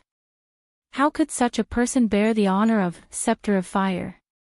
Moreover, there was also that dream. Maynard shook her head and tossed her nervous thoughts out of her head. She looked at Freya sternly, and the latter seemed to have just reacted to the situation. You would have died 10,000 times if you were to be in a daze on the battlefield. Her tone could not help but become colder. I'm sorry, Senior Maynard. Freya was startled and quickly replied, I was distracted by something else. Your explanation better be convincing. Maynard replied. Duke erects guards. Freya frowned as she looked at the side of the carriage and whispered, Senior Maynard, although they are attacking, but they are scattered around the carriage. It is clearly more of a defensive orientation than what we learned in the tactical class. This is the basics of the basics of the basics in Erwin's infantry drill manual. Duke erects guards should be soldiers, they should know this, right? Maynard's eyes brightened slightly. She could hear the hidden meaning in Freya's words and immediately reacted. It was impossible for so many cultists to appear in the area controlled by the Holy Cathedral, especially when these cultists had infiltrated the guards. They must have made a deal with someone powerful behind them. The guards of nobles were not so easily replaced, and there was a strong stench of conspiracy behind this. Be careful of them. Maynard replied coldly, but she was frowning inwardly. Her Royal Highness was negotiating with Duke Erek, and what was the other party's intention with this move? Or was he trying to frame her? She did not say anything when she thought of this, but she did not know that Freya who was beside her was greatly relieved. This young girl from the countryside of Butchie was overjoyed, thinking that Brando would not harm her Royal Highness after all. To be continued. If you like this work, you are welcome to come to Chidian. Come to vote for me. Your support is my biggest motivation. Chapter 551. Bang! A crisp sound was heard, and the arched window shattered like butterflies. The cultists swarmed into the hall. Some of them were wearing the robes of monk soldiers, while others were wearing the clothes of the nobles. Their faces were cold as steel, and the swords in their hands glinted coldly. 200 years ago, during the Age of Glory, the nobles of Awin had followed King Eric through fire and water, and all of them were skilled in archery and horse riding. But now, most of the nobles in the kingdom were living like a drunken stupor. Facing such a vicious person, they were like a collapsing wall that retreated, and for a moment, screams and roars of fear filled the air. Among the crowd, only the princess and her entourage stood firm, like a reef in the ebbing tide. The nobles still remembered the majesty of the royal family. Even if they wanted to retreat, they still avoided Princess Griffin. Erek and the other archdukes were in a similar situation, but because of this, they were particularly eye-catching in the hall. The cultists were like tigers in a flock of sheep, cutting a path through the crowd with their swords. It was as if they were cutting off thorns instead of human limbs. Blood flowed like a river, and the screams of fear finally turned into mournful howls. Griffin's face was as cold as steel. No matter what, everyone present was once her father's subjects. Now that they were dead under the swords of these cultists, she was angry at the holy cathedral for not doing anything. On the other hand, she gently held the hand of Wolf Knight beside her. Oberway. Your Highness. The great Taoist master of the palace raised his snow-white eyebrows and shouted before she could, I know what order you want to give, but please take back your order and quickly hide in a safe place. It's not good to stay here for long. This area is under the jurisdiction of the Holy Cathedral. The Archbishop will naturally give us an explanation. We don't have to overstep our boundaries. The kingdom's subjects are bleeding and sacrificing their lives. Since when did crews have the right to interfere in Erwin's internal affairs? Princess Griffin turned her head and asked coldly. At this moment, her aura was like an unsheathed sword. Her aura was so oppressive that Makarov, who was about to speak, stopped talking. Sly Fox's face instantly changed. He couldn't help but muse to himself that this princess truly lived up to her reputation. Just by looking at her outward appearance, one would often be fooled by her soft, gentle side. Lord Oberway, separate the crowd. Griffin's expression did not change. She took the sword from her guard's hand and tied up her long silver hair with one hand. Her movements were neat and tidy. The nobles were eager to make way, but once they did, the ferocious cultists behind them would be exposed. Makarov, who was unarmed, couldn't help but realize that the cultists were at least at the pinnacle of silver rank, and a few of them were even at the gold rank. However, it was unrealistic to retreat now.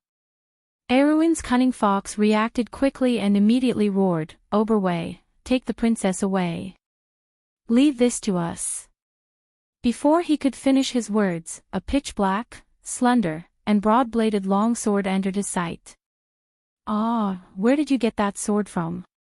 Everyone was shocked when they saw Brando pull out a sword that was half a man's height from under his cloak. Even Fleetwood, Oberway, and Makarov were not allowed to carry weapons. Yet, this guy was able to pull out such a weapon without batting an eyelid. They couldn't help but curse the security of the Holy Cathedral. Of course, they were wrong about the Holy Cathedral. Brando had inherited the dimensional space from Dark Bishop Amon. Let alone a small Halran Gaia, he could even fit a ballista into it. Brando couldn't be bothered with them. There was a familiar scent in the air. He subconsciously stood in front of Griffin and swung his sword forward. Everyone was stunned. Brando's attack was clearly aimed at the air, but before they could react, a thin metallic sound pierced through the air. The space in front of Brando suddenly distorted and turned into an assassin wearing a gray robe and holding a long sword. The assassin was also stunned. He didn't understand how he was discovered. Invisibility.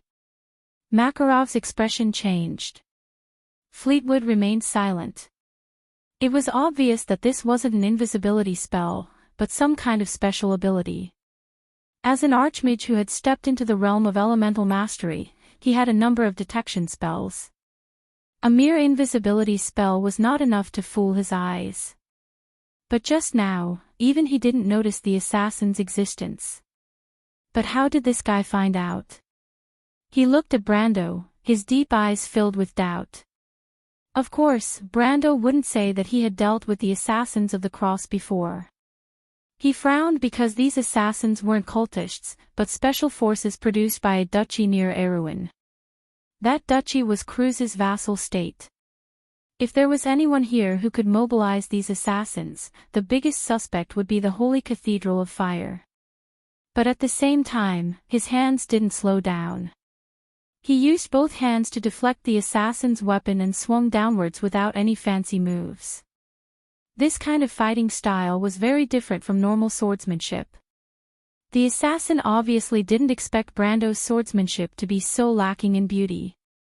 he didn't even have time to raise his sword and was cut in half. With a loud crash, blood and organs splattered all over the ground. The assassin's long sword also fell to the ground. It was only then that the crowd reacted. Oberway stared at Brando with sparkling eyes, while Makarov and Fleetwood gasped at the same time.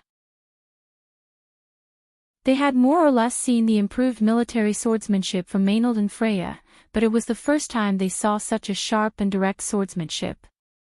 "You are Brando, the Brando of Tonagel, right?"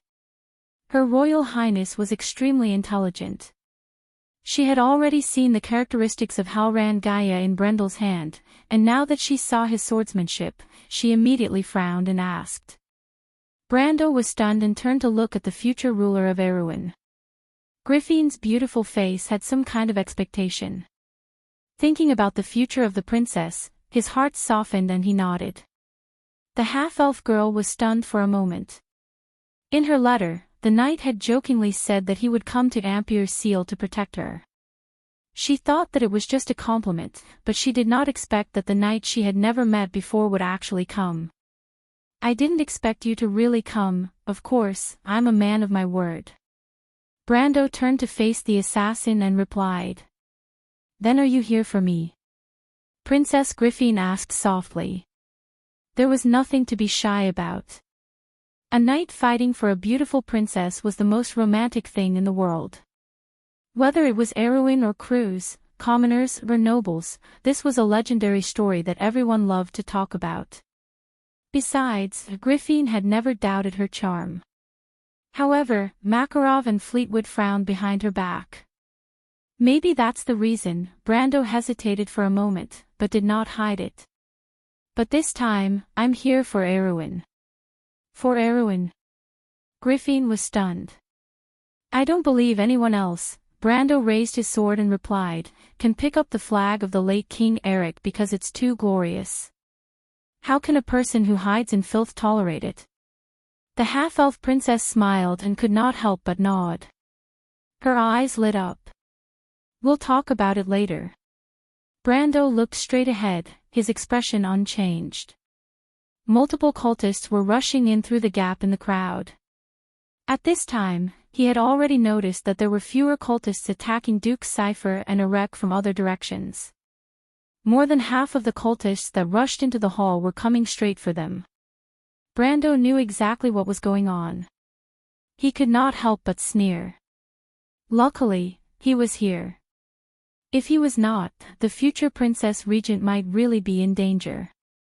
Everyone knew that a royal mage's strength was weaker than a warrior's when they were not prepared. Makarov and Fleetwood were obviously not a match for these assassins with their bare hands.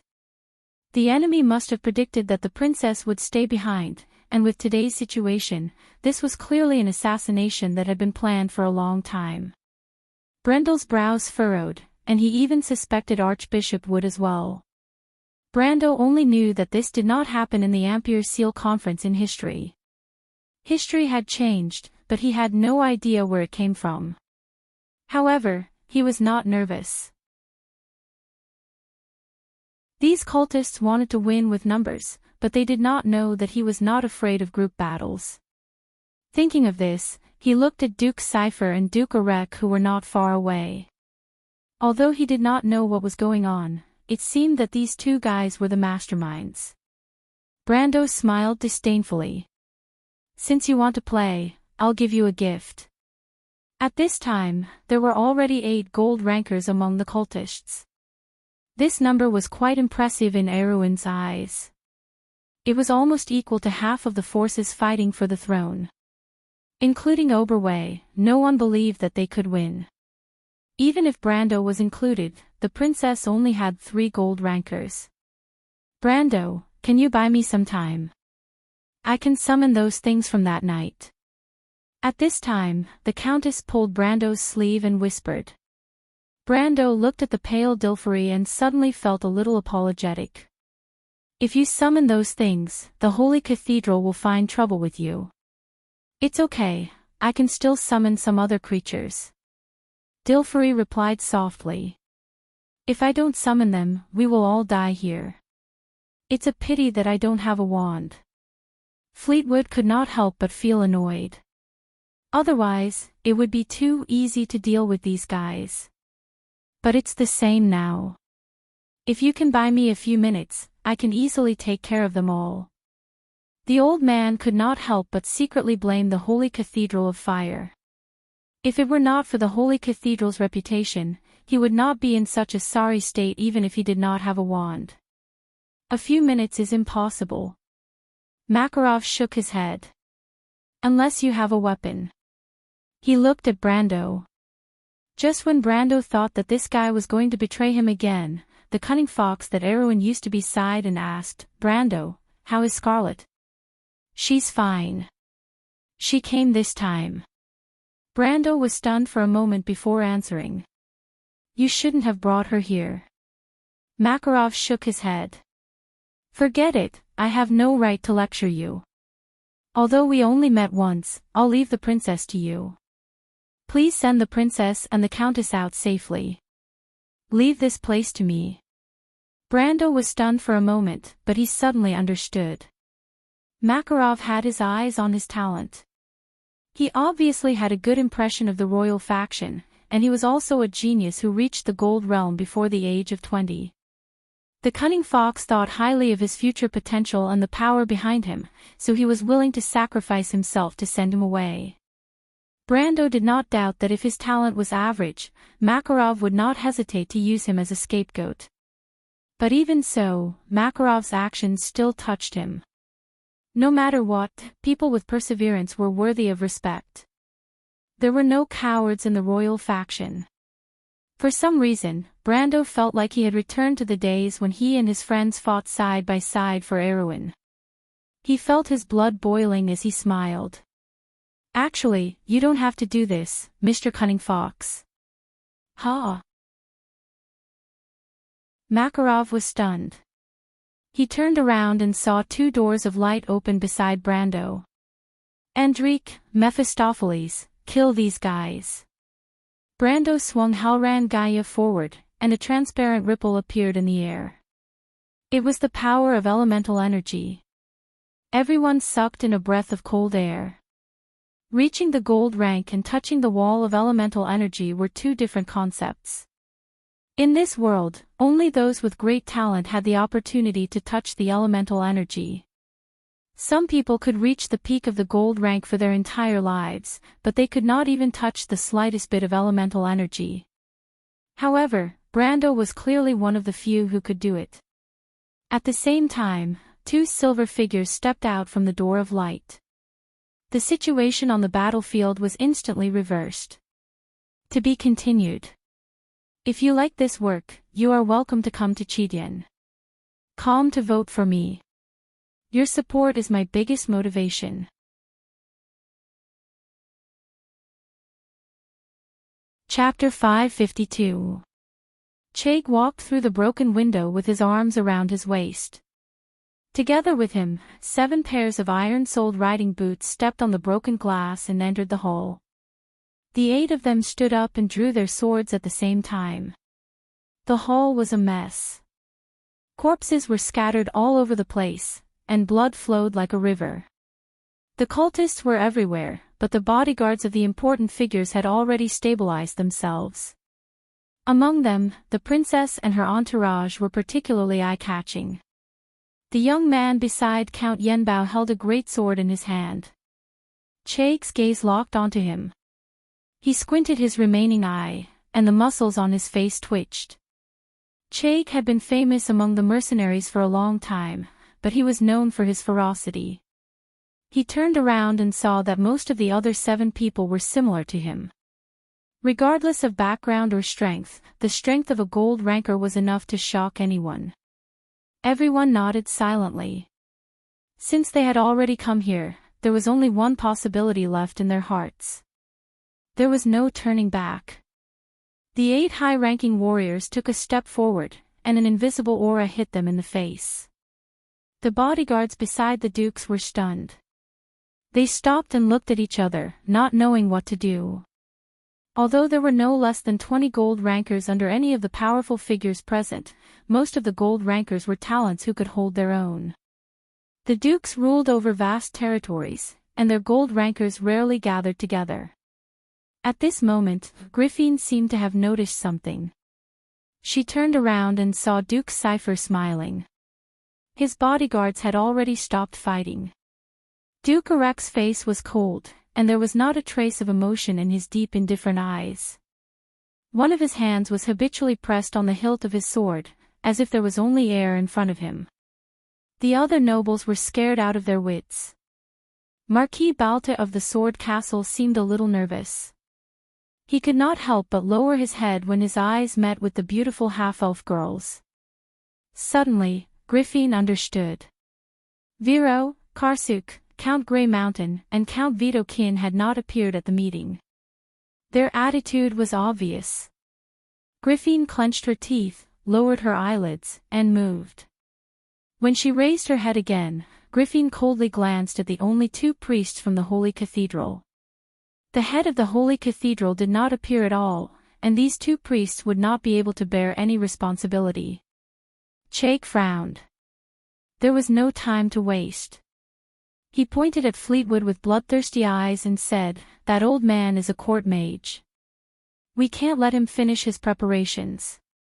The 8 of them nodded at the same time and bent down to attack the royal faction. At this moment, the surrounding nobles finally realized that the target of these vicious people was the princess. At this moment, they no longer cared about the dignity of the royal family and quickly moved aside. At this moment, the flower of the royal family was no longer dazzling. The last of the colors on Aween's flag gradually faded away. The 8 famous experts simultaneously assumed an attacking posture. The atmosphere on the field changed, causing everyone's expression to change. However, the princess did not say a word. She did not say a word as she watched the scene coldly. She did not take a single step back. The unyielding strength that was nurtured in her bones seemed to have burst out at this moment, forming a towering banner. Even Brando could feel the hidden strength behind him. He sighed slightly. This was the belief in the glorious flag. When did the country of Erwin and its nobles reach this step? There was no turning back. Brando raised his sword. Ha, a genius. Chake's eyes lit up.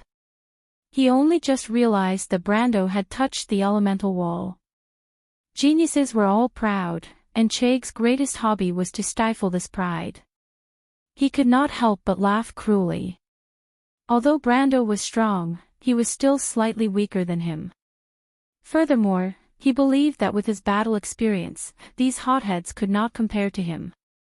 Geniuses also needed time to cultivate, but they were often too young to have the time. Chake licked his lips as if he had tasted the sweet taste of victory and blood that he had been longing for. It was like a bloody wine flowing down a throat that had been dry for a long time. The carefree taste was enough to make one's every pore tremble in excitement. Every sword strike of Chai Ji's was perfect. It was because of this that he could enjoy the battle to his heart's content. It was a stunning move. Even the most picky sword master would not be able to find a single flaw in it. Princess Griffin's expression changed when she saw this move. She was a famous swordswoman in the royal family, but after seeing the real battle, she realized how naive she was. She may have excellent swordsmanship, but only now did she understand why her swordsmanship teacher told her that she might need to experience 1 or 2 real battles to truly stand out. That was the reason. The antelope's antlers were untraceable. Griffin's lips moved, but she did not remind Brando, because that meant that she did not trust him. "Ah, be careful." Count Yenbao, who was standing at the side, called out softly. Griffin turned her head and glanced at her former close friend. She suddenly felt a little sad. As a member of the royal family, she was destined to have no freedom at all. This was the so-called responsibility of the royal family. Chake's sword was already in front of Brando's eyes. The tip of the sword flashed with a cold light, bringing with it a cold aura of death. But Brando was expressionless. He was unmoved. He raised his sword and parried the sword with the most standard move in the textbook. So rigid. When the sound of metal clashing pierced through the air, it shook everyone's eardrums. But the first thing that came to everyone's mind was this: everyone saw clearly that the young man beside Count Yenbao had used the most basic move of Erewhon's military swordsmanship. Raising the sword horizontally was the first thing that every soldier learned to protect themselves. But it was just the basics. It was like a clumsy instinctive reaction. In everyone's eyes, it was the worst response. Some people could not help but have the strange thought that this move was not worthy of Chaig's sword at all. But it did not matter. Anyone who knew a little about swordsmanship would understand that such a rigid response would at most force oneself into a dead end. A master swordsman's sword would never only have one move. Scared out of his wits. A trace of vigilance flashed in Chaig's remaining eye. Some people were called geniuses, so there must be a reason for them to be proud of them. Chaig was never careless, because his blind eye was used to prove this point. Brando's unexpected move, which looked like a desperate dog jumping over a wall, aroused a deep sense of vigilance in his heart. He felt his heart palpitate, and instinctively wanted to withdraw his sword and retreat. But it was too late. A sword suddenly appeared on his neck, and then it pierced through his neck. The dark blade tore through his flesh, and the scarlet liquid like a line cut through the air, and then turned into a bloody mist. The Halran Gaia broke his cervical vertebra, and let Chaig's last vision look around the hole. His unwilling gaze revealed the last thought of his glorious life. How can he be so fast? There were 2 Brando in the hole. Then they disappeared one by one. Only the young man and his raised sword were left. The blade was flat and smooth, as black as ink, and the blade was shining. The whole manor was dead silent, as if the world had stopped at this moment. It made people see double, but all the fantasies eventually turned into nothingness. The soft breathing in the crowd was like ripples. Devard the eagle widened his eyes. He would always remember this sword technique, the sword technique that cut off his arm. Ah! What sword technique is that? Brando retracted his sword and turned around. No one dared to look at him. The Moon Inheritance, the head of the 3 swords, returned to the world after thousands of years. With just one look, it made people remember its shining pride forever. There were only 7 people left, and with one face, the gold rank was destined to fall. Such a scene was destined to only happen in the terrible war decades ago, and hundreds and thousands of years later. Every war that shook people's hearts, the atmosphere of the fierce battle seemed to be directed at people's hearts. People's hearts were shaken. The 7 gold rank warriors felt a chill run down their spines. They did not know how many years they had not experienced this feeling. In their eyes, Brando had turned into an ancient beast, and had coldly bared his white teeth. The battle instincts accumulated over the years made them react. The 7 of them raised their swords, and the 7 of them took a step forward. Kill him. There was no one else in the hall. They knew that this was a life and death battle, and there was only a thin line between victory and defeat. The warriors united, and there was no longer a predetermined path on the battlefield. Brando turned his head, and the 3 of them went straight behind him. On the other side, the assassins formed a concentric circle on the battlefield. Brando could no longer see the figure behind him, and for some reason, Dilfari could not help but clench her hands nervously. Those were clearly the bandits who threatened her. Be careful behind you. But the fate of victory and defeat tied them together, and Count Yenbao finally could not help but remind them. But the assassins might have forgotten that Brando was never alone. The light door had already opened. The snow-white slender hand grabbed the blade of his sword, and the magic sword seemed to be sucked into the metal, making a sad sound that made people's hearts ache. The Mephistopheles' eyes were shining with the light of battle. Your opponent is me. Don't be rude to my master. It was only in front of Brendel that the vampire trap would show his docile side, while his wild side was like a raging river of blood. The assassin's expression changed. He found that his sword had turned into a pile of scrap metal in the opponent's fair and weak hand. What kind of power was this? On the other side, the vampire princess did not say a word. As soon as she appeared, she used the blood as a sword, and the bright red liquid on the battlefield that was full of corpses and flowing into a river seemed to be given a new life. The girl's face was cold as she gently raised her hand. Like a blood-red rainbow, a splash of blood rose from the ground and gathered into a machete in her hand. One on the left and one on the right, a pair of wings spread out in the blood pool. With a dragon's roar, 2 blood-red dragons pulled out a huge body from the blood pool. They raised their heads and stared coldly at the pitiful insects under their feet, the 3 assassins. Brando bounced off the sword in front of him with a clang, and still had the time to look back and see this scene. He suddenly felt a little pity for the assassins who were fighting against Enrich. Enrich was an expert in blood magic, and these pitiful insects had killed so many people that blood flowed like a river, turning the hall into her territory. She was now at her peak, and Brando knew that he might not be able to win against her, let alone at this moment. As the saying goes, the sins of heaven can be forgiven, but the sins brought on by oneself are the hardest to bear. But he still turned back and shouted, "What are you waiting for? Do you really think I can fight against 7 of you?" Ah!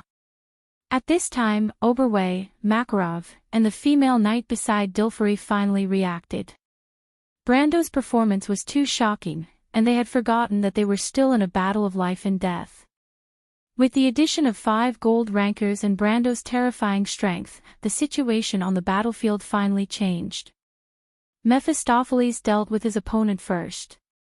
His opponent was a strength-type swordsman, but unfortunately, humans were too weak compared to blood descendants in terms of strength.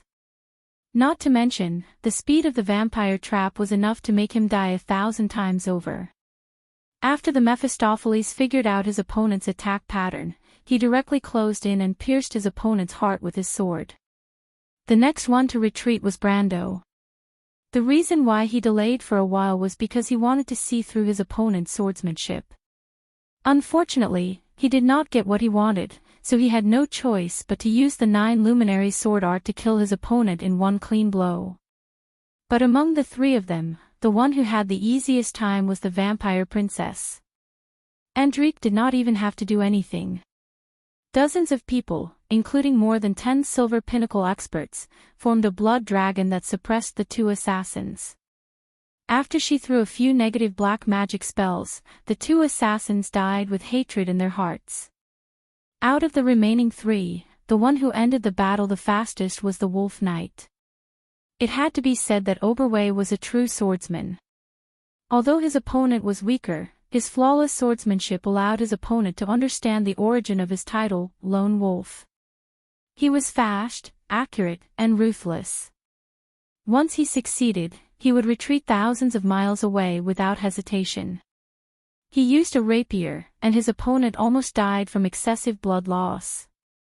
After Oberway's battle, the Knight Nia and Makarov's battle also came to an end. To Brando's surprise, the Knight Nia was a Templar knight just like him. Her skills as a knight were superb. She was wearing heavy armor, and once she activated her conflicting halo, the assassin could not even get close to her. When the Mephistopheles joined the battle, the assassin could only admit defeat.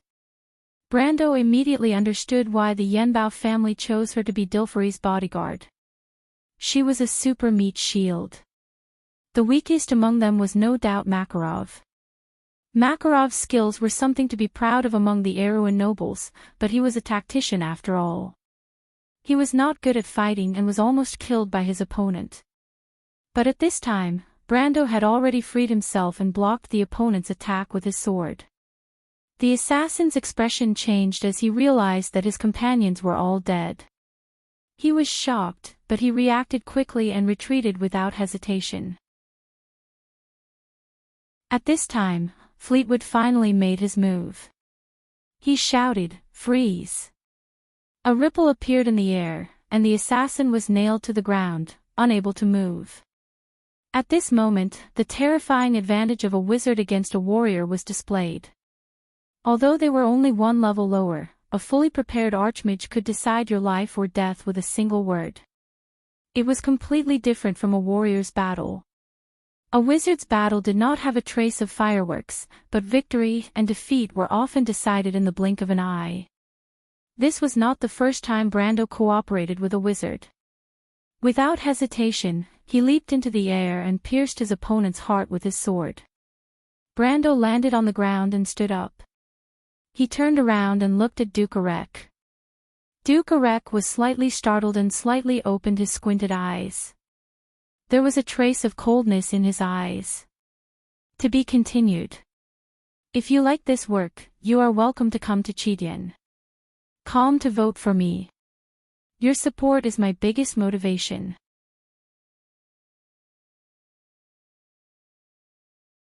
Chapter 553. The ivy corridor in Roshby Palace was as smooth as a mirror. From time to time, monks in red robes would walk past, and the sound of footsteps would fade away. Brando sat on a bench in the inner courtyard, fiddling with his attribute menu in boredom under a laurel leaf. The pale green screen stretched and shrank in front of him, and from time to time, new windows would pop up from the side. But other than him, no one else could see this strange scene. 3 hours had passed since the thrilling morning, and the dust had yet to settle. The massacre in the Sephora Manor had shaken the entire Holy Sanctum. It was said that the upper echelons of the Holy Sanctum had launched an investigation, but there would not be any results in a short time. What surprised Brando was that after killing 2 gold and a few silver monsters, the EXP he gained was just enough for him to level up once. Now, he was a level 16 Templar Knight. As a Templar Knight was an advanced profession, the EXP required to level up was much higher than the basic professions. The EXP required to level up a level 16 Templar Knight was almost the same as a level 25 warrior. However, when calculating the number of advanced professions, the basic professions would be treated as one, and the attribute points gained with each level would be much higher than the basic professions, so overall, it was still a strengthening of the character. In the past, in the Amber Sword, the first advanced profession was considered a beginner. Back then, the game only had its first veteran profession after 2 years. But now, Brando was a full year ahead of them. This was all thanks to the Book of Mavicart. But now, the 9 Luminaries sword art was just like a black hole, sucking in EXP. While checking his new attributes, Brando seized the time to absorb the EXP from the Book of Mavicart. After leveling up, he was one step closer to the peak of gold. Excluding his levels in Militia, Scholar, and Elementalist, Brando estimated that he would enter the Elemental Realm around level 60. But unlocking the Elemental Realm was a long chain of quests, and now that he had chores to do, it was really troublesome. If I don't reach the Elemental Realm as soon as possible, I'm afraid I won't be able to protect myself in the coming demonic wave. Brando suddenly shook his head. No, the demonic wave had already arrived. The storm in the loop of trade winds was just the beginning. Although it had not yet affected most areas of Wonde, it was inevitable. Recently, there had been news from various places that the activities of the monsters had become more frequent. In the south of Erewhon, the astrologers believed that this was the after-effect of the loop of trade winds.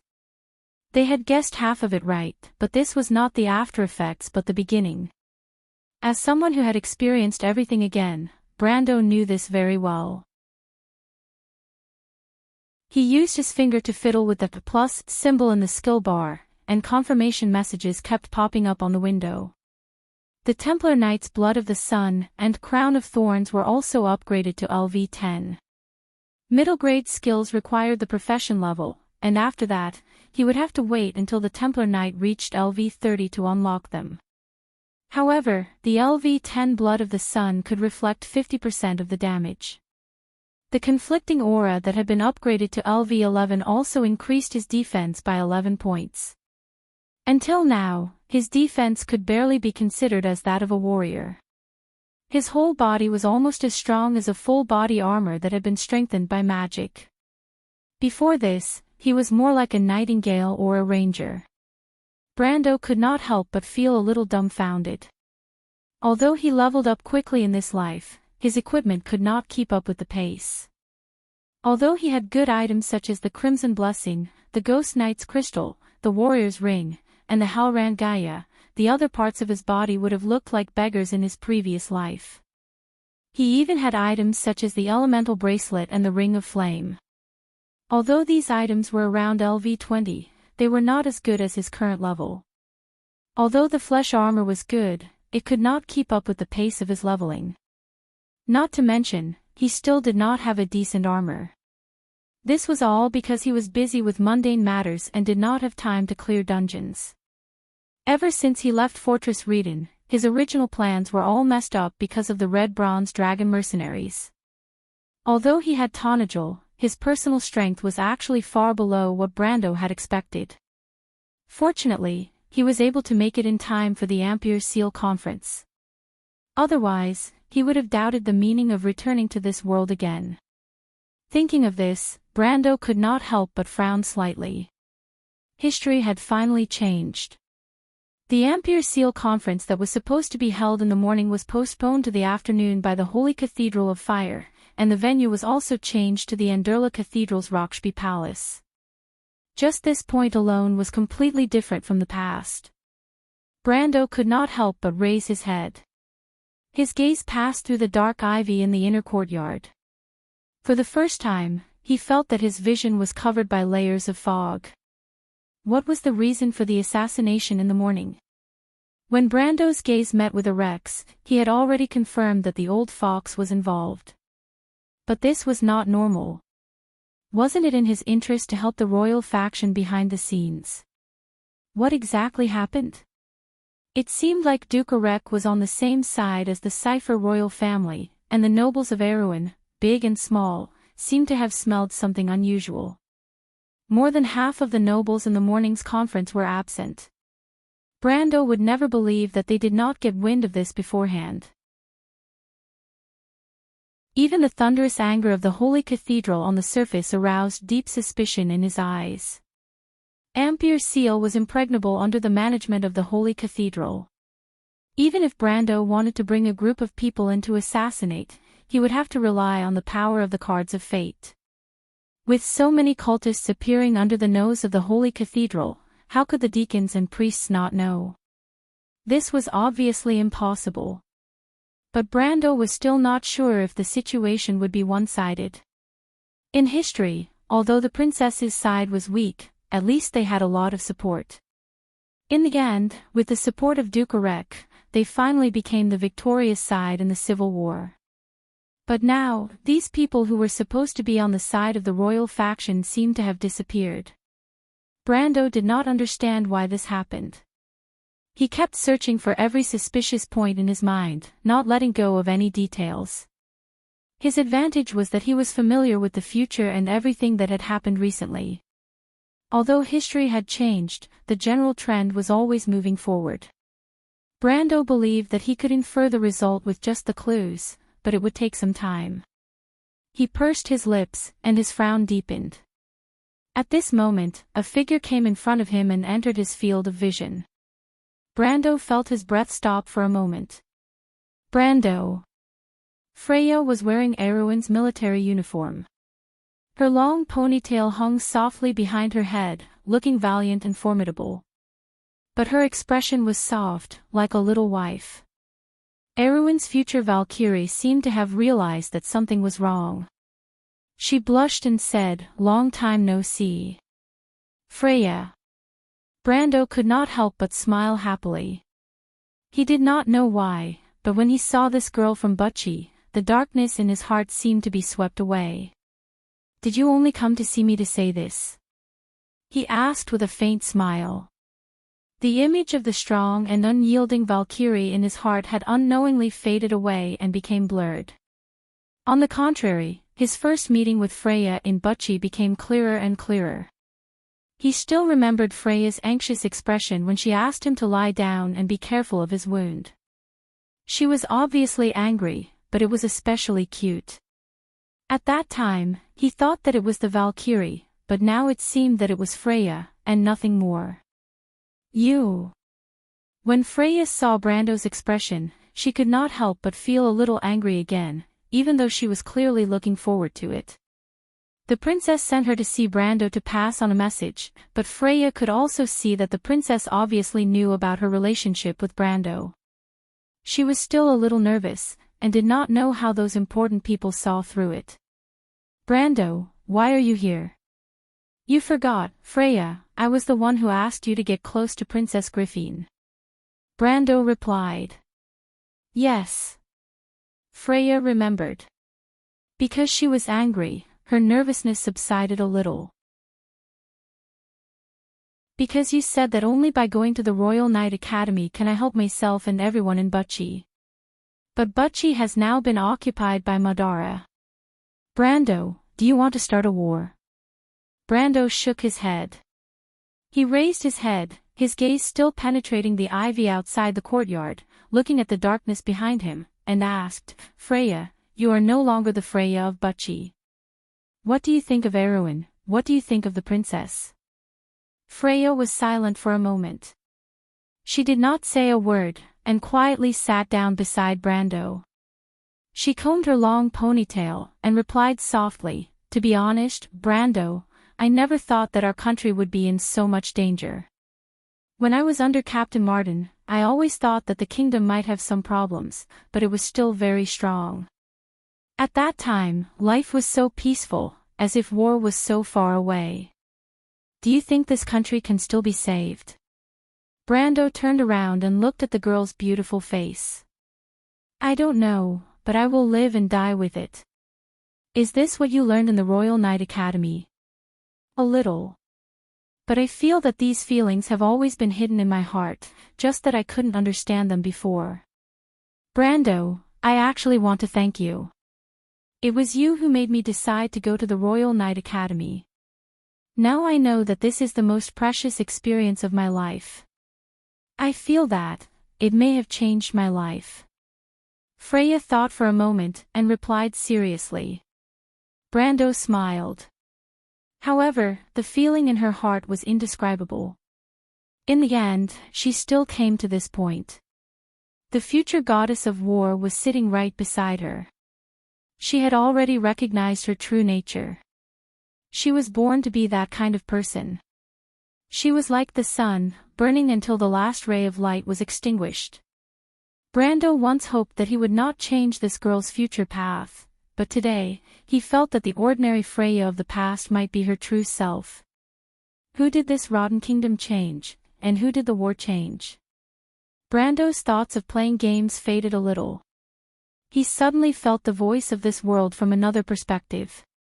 To everyone, history and the future were like a kind of unchanging fate.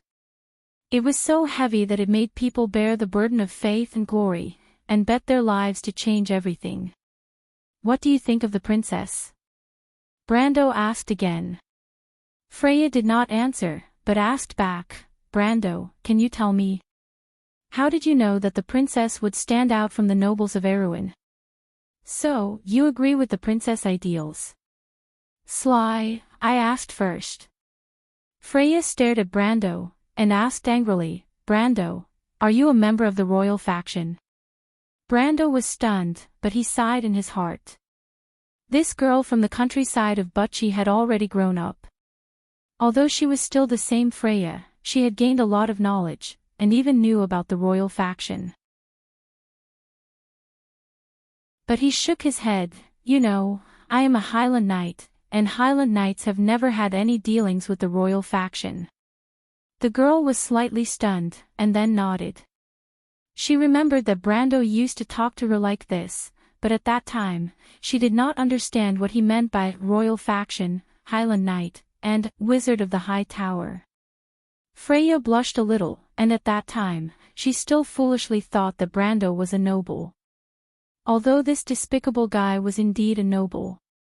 For a moment, the two of them were immersed in their memories.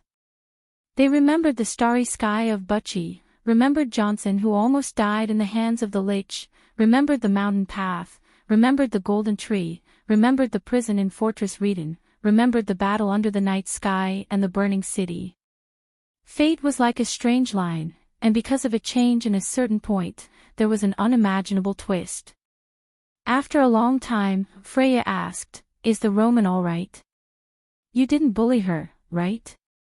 "I'm fine as long as she doesn't bully me," Brando replied. The girl could not help but laugh, and it seemed like that was indeed the case. Then she said, "The princess wants to see you, Brando." "Yes." Brando nodded. To be continued. If you like this work, you are welcome to come to Chidien. Calm to vote for me. Your support is my biggest motivation.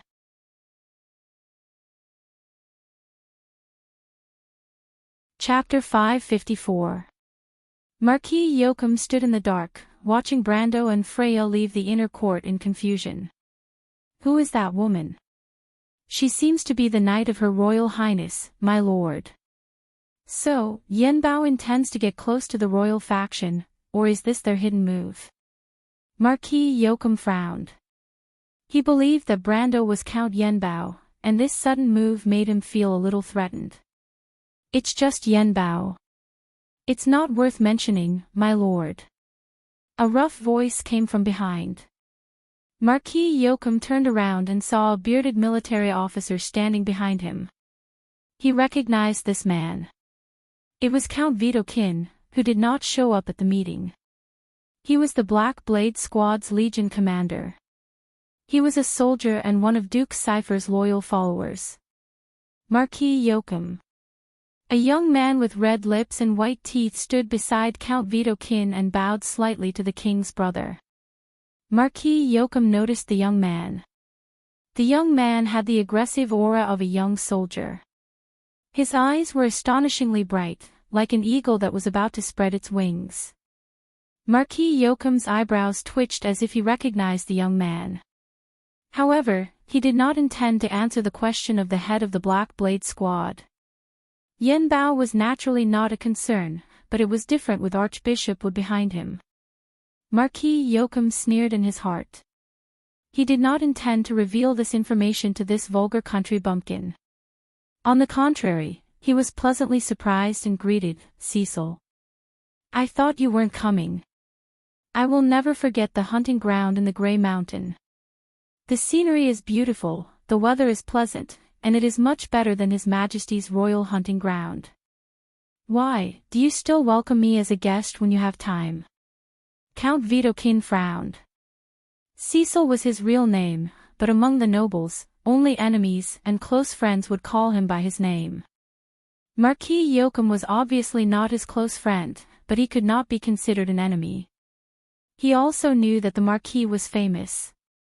However, when Cecil mentioned the hunting ground in the Grey Mountain, he could not help but twitch the corner of his mouth and change his expression. The last time Oberg 7 came to Vito Jean for an inspection, the Marquis actually raped his sister. Of course, this wasn't a big deal, but the bad thing was that her fiancé was also in the castle at that time.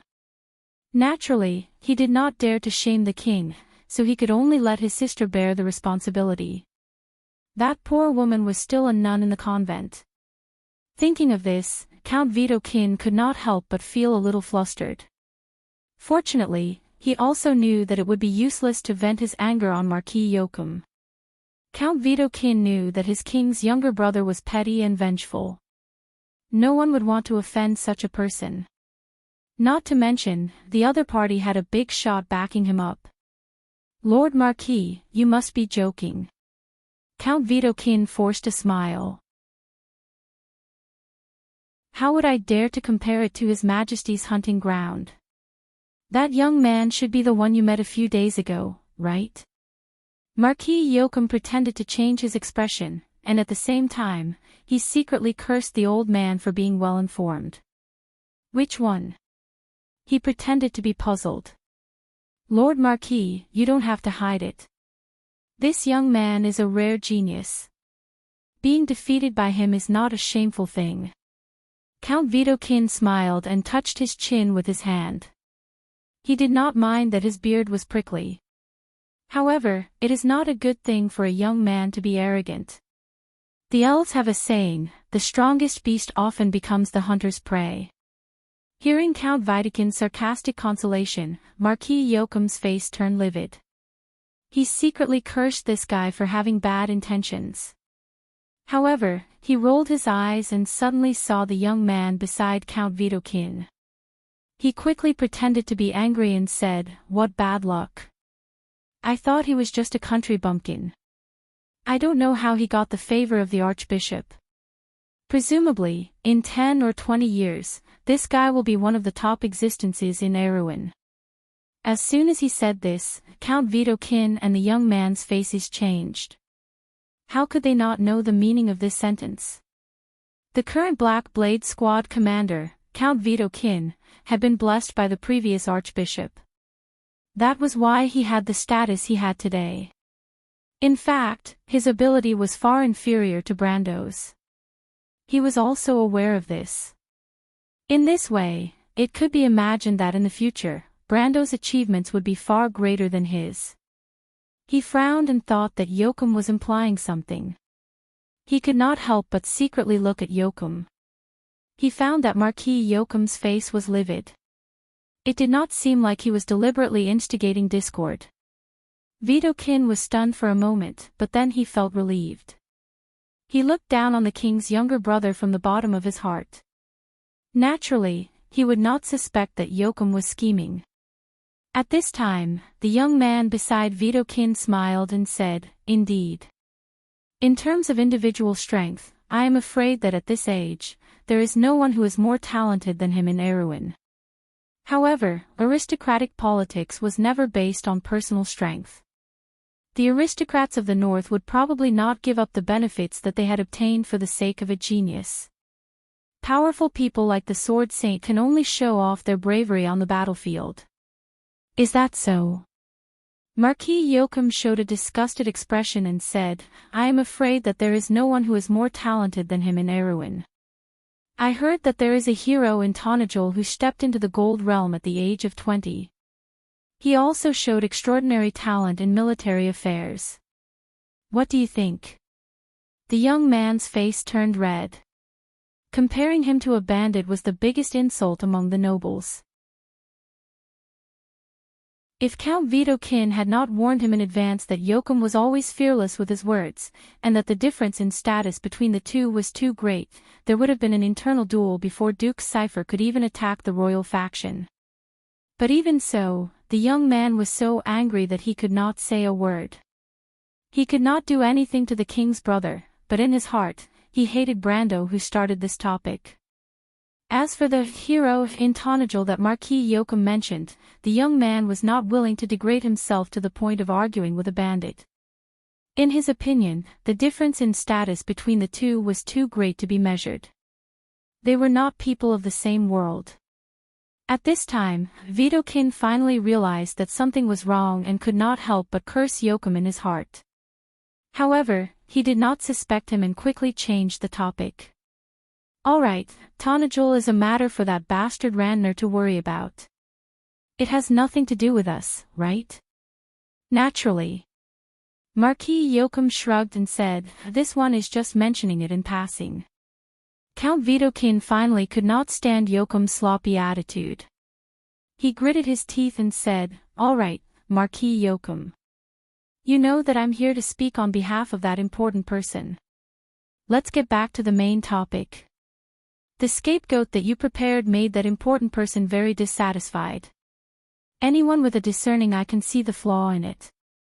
Oberway and Makarov are both shrewd people. Aren't you afraid that they will see through it and be alerted?" "So what if they are alerted?"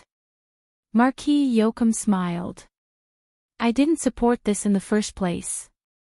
I don't think that my cute niece can make any waves. Why don't you just let her abdicate the throne? She hasn't ascended the throne yet. Why should she abdicate? Besides, it's her business if she wants to abdicate." Count Vidokin cursed in his heart, but he still reminded him in a low voice, do you want the people to have the impression that the nobles of Erewhon backed down under the threat of Cruz?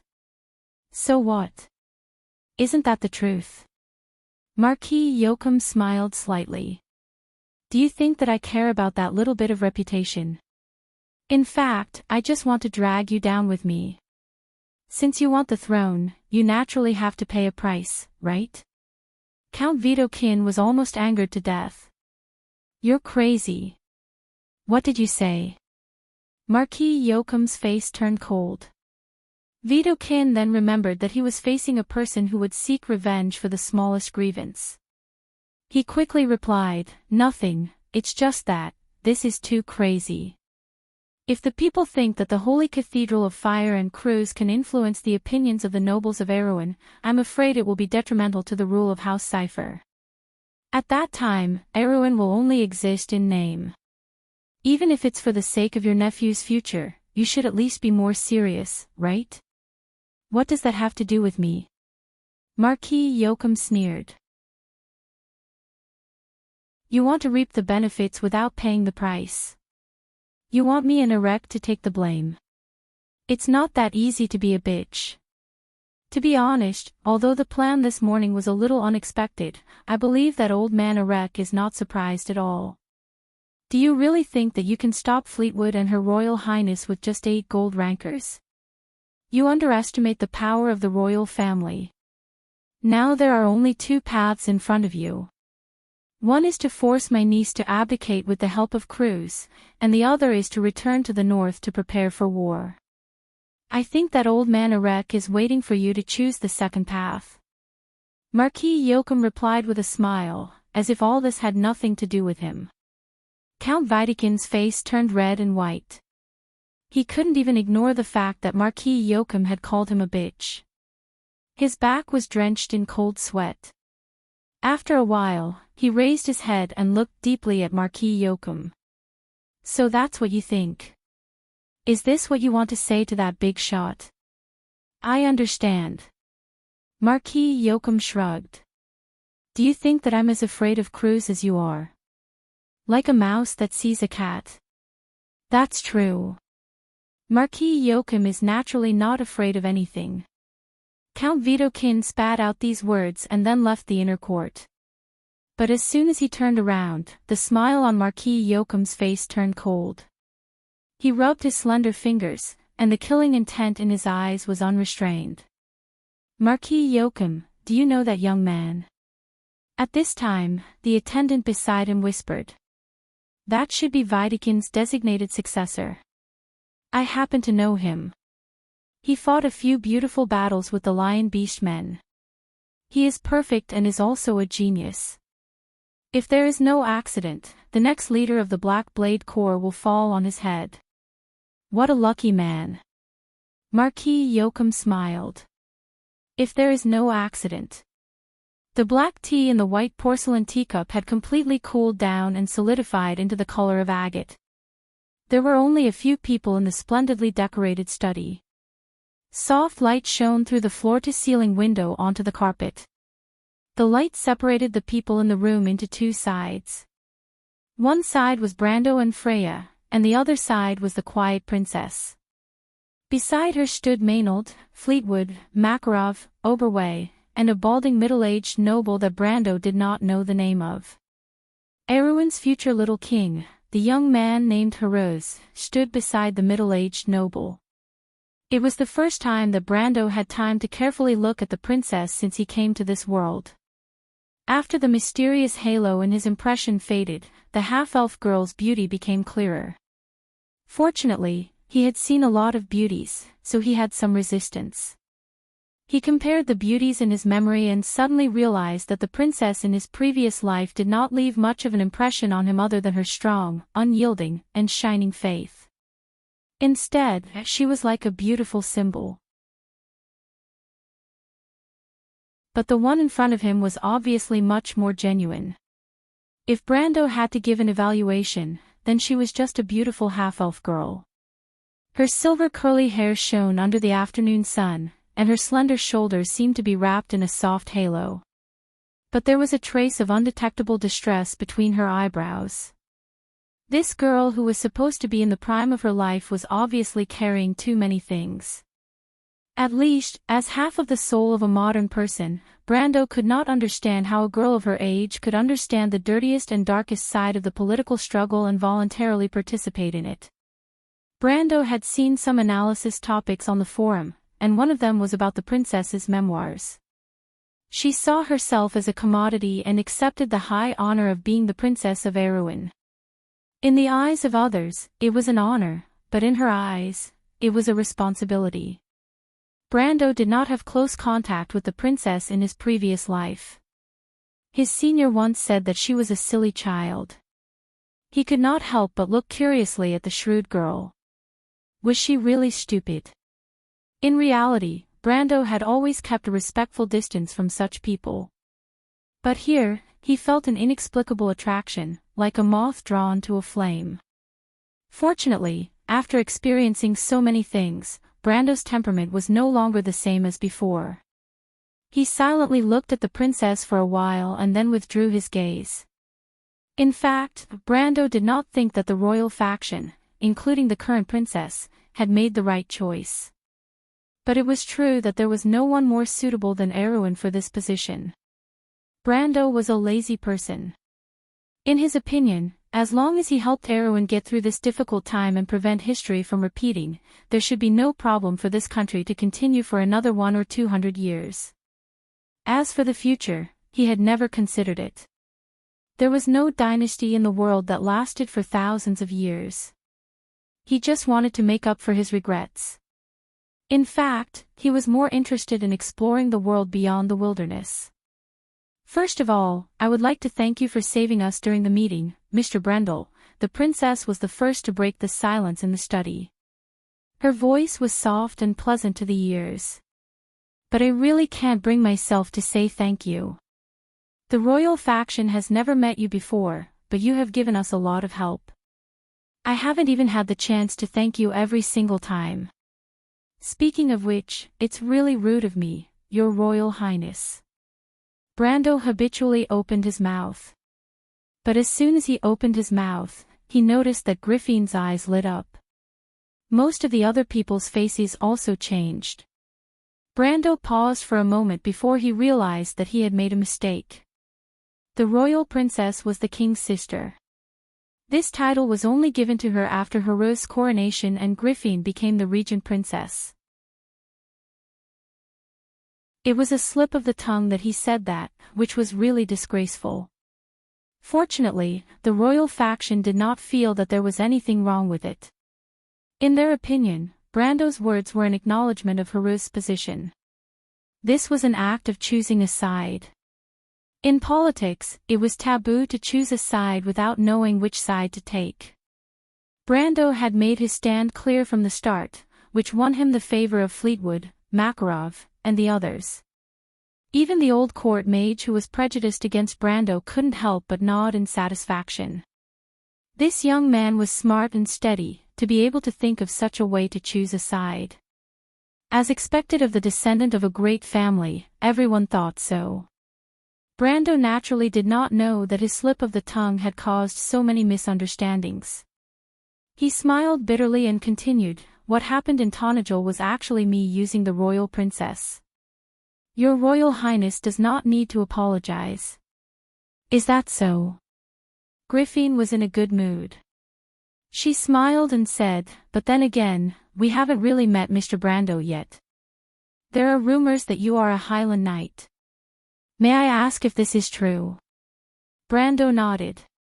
Author's note: I made a few mistakes in yesterday's chapter. First, I added Crown of Thorns and Blood of the Scorching Sun, which were originally LV5, to LV10. I also added Conflict Aura into the list. Conflict Aura was added to LV10 in Chapter 274. Also, the unlocked level for mid-tier skills was LV30 instead of LV25. The second mistake was that I accidentally changed Jonathan from almost dying to a necromancer to Jonathan being killed by a necromancer. Damn, I can't believe Jonathan would come to me with a face full of blood and say that I died a horrible death. I immediately kneeled down to Jonathan. Also, there is a prerequisite for the experience gained from killing people. That is, these people are disguised as cultists. In fact, you should know from the previous chapters that cultists like the disciples of the Black Flames who believe in chaos are seen as monsters. In short, you can just treat them as if they are not humans. Instead of staying in the Order faction, they chose to join the Twilight Dragon. This is the worst kind of evil that can't be escaped from. As for the compensation for yesterday's mistake, can I roll around and act cute? To be continued. If you like this work, you are welcome to come to Chidian. Calm to vote for me. Your support is my greatest motivation.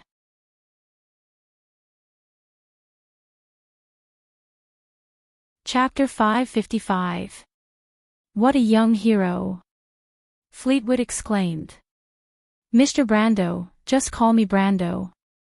Brando interrupted her. Brando, I'd like to hear your thoughts on the current situation. Is that all right? Princess Griffin placed her hands on the desk, gently holding the white porcelain teacup. The black tea rippled slightly, like ripples on the surface of the crystal. She looked up, her eyes bright, and her beautiful eyes seemed to be plated with a layer of silver light. Brando's gaze swept across everyone in the study. The royal faction was as calm as ever. The princess looked innocent but was actually very shrewd. Only the little prince seemed to be a little timid as he carefully observed Brando from behind the noble. Only one cold and sharp gaze was fixed on him. Brando looked at the black-haired female knight standing behind the princess. Her name seemed to be Maynard. Brando's heart palpitated every time he saw her. He looked away. Forgive me for being blunt, but for the royal faction, it's not much of a situation right now. Brando replied bluntly. The North has long since fallen to Duke Cypher's side. The White Lion Legion and the Black Blade Legion are in the hands of the nobles in the North. The Southern Legion was attacked by Madara, and its structure is still unclear. I'm afraid this is the reason why Count Randner has not signed an agreement with Insursta. He paused for a moment. Although there were still Duke Vero, Duke Karsuk, and Duke Grimoires in the south, they were all insignificant. The difference in power between the north and the south was too great. In fact, the princess was the only one who truly raised the flag of Corvado. The cold winter had stopped the Northern Legion from moving southward, but as long as the snow melted, the hope of the princess would also crumble. However, this was the reason why the royal faction chose to be in cahoots with Erech. The kingdom is surrounded by powerful enemies, and the situation is precarious. The conference in Ampere Seal does not belong to you. In fact, I'm afraid that you are here to persuade the Chamber of Commerce and the Holy Cathedral to remain neutral, and not to participate in the conference, right? Brando retorted. There was a moment of silence in the study. Everyone looked at Brando with a surprised gaze. Ever since Ober VII's death, the situation in the kingdom had changed drastically. Everyone could see the weakness of the royal faction at a glance, but Brendel was able to guess their true intentions. Everyone thought that they wanted to use Erech's power to turn the tables in the Ampere Seal conference, but this young man in front of him saw through their intentions without any hesitation. Makarov and Fleetwood felt a chill in their hearts. If this young man was an enemy, he would be too terrifying. Only Oberway looked at Brando with admiration. After all, Brando was chosen by him from the refugees in Fortress Reden. The more outstanding Brando was, the better Brando was. Griffin's eyes were also filled with admiration. She looked at Brando as if he was the closest person to her. This was because no one knew that there was a secret between her and Brando.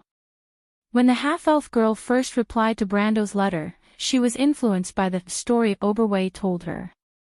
She also had a yearning for the romance of a knight. Coupled with the fact that the royal faction was in a precarious situation at the time, or perhaps it was because she wanted to use a lot of money to buy a horse's bones, she secretly appointed Brando as her knight. Her Highness was only 17 years old this year. She had not reached the age where she could attribute everything to luck. However, other than luck, there was only fate. Thinking of this, the half-elf girl's heart was slightly moved. I have seen Princess Magadal before. I heard that she is a close friend of the princess. Brando replied. But in reality, he knew that the royal faction's true motive was not because of this. History was like an open book in front of him, and the greed of Aween's nobles in this era could not escape his eyes, let alone the schemes that the royal faction laid out on the table. The reason why he said this was because he did not want to be seen as a demon. Makarov, Fleetwood, and Oberway nodded slightly. With the relationship between the nun princess and the Holy Cathedral, as well as the Holy Cathedral's influence in the Merchant Guild, it was not difficult to guess the connection. However, when everyone's attention was on the meeting of the nobles, this young man's eyes did not miss out on the details around him. This calmness and sharpness could be considered as a first-rate talent among the nobles. You guessed correctly, Mr. Brando. Because of this, there are only two ways for my brother's army to enter the south from the north. If we obtain the support of the Holy Cathedral and the Merchant Guild, or at least make them remain neutral, then the nobles in the north will have no choice but to pass through Arek's mountains. So you intend to marry Arek? This way, no matter how aggressive the nobles in the north are, they will have to face reality. In the mountains, they were no match for Arek. As a result, Viro, Grinwars, and Karsuk, whose safety was assured, would naturally be tied to the royal faction, or rather, to Arek's chariot, when they were assured of their safety. In the long run, the royal family of Kovardo will be able to rise again. Brando raised his head, but there was not a trace of joy in his eyes. Then I will congratulate the princess in advance. Do you think there is something wrong? Griffin's face turned pale. Brando's power was insignificant in the eyes of the royal faction, but in her heart, he was important. She vaguely felt that Brando might know the real her, the goal she had been holding on to since she was a child, even going against the royal faction. But in the whole of Erewhon, there was only one person who understood her. This person was right in front of her. She had thought that he could understand her sacrifice. But compared to this understanding, everything else was insignificant. She saw the shining light in Brando. She had been holding on to her beliefs independently, but it was like seeing another light in the storm. The surprise of finding a companion in the dark and lonely wilderness was indescribable.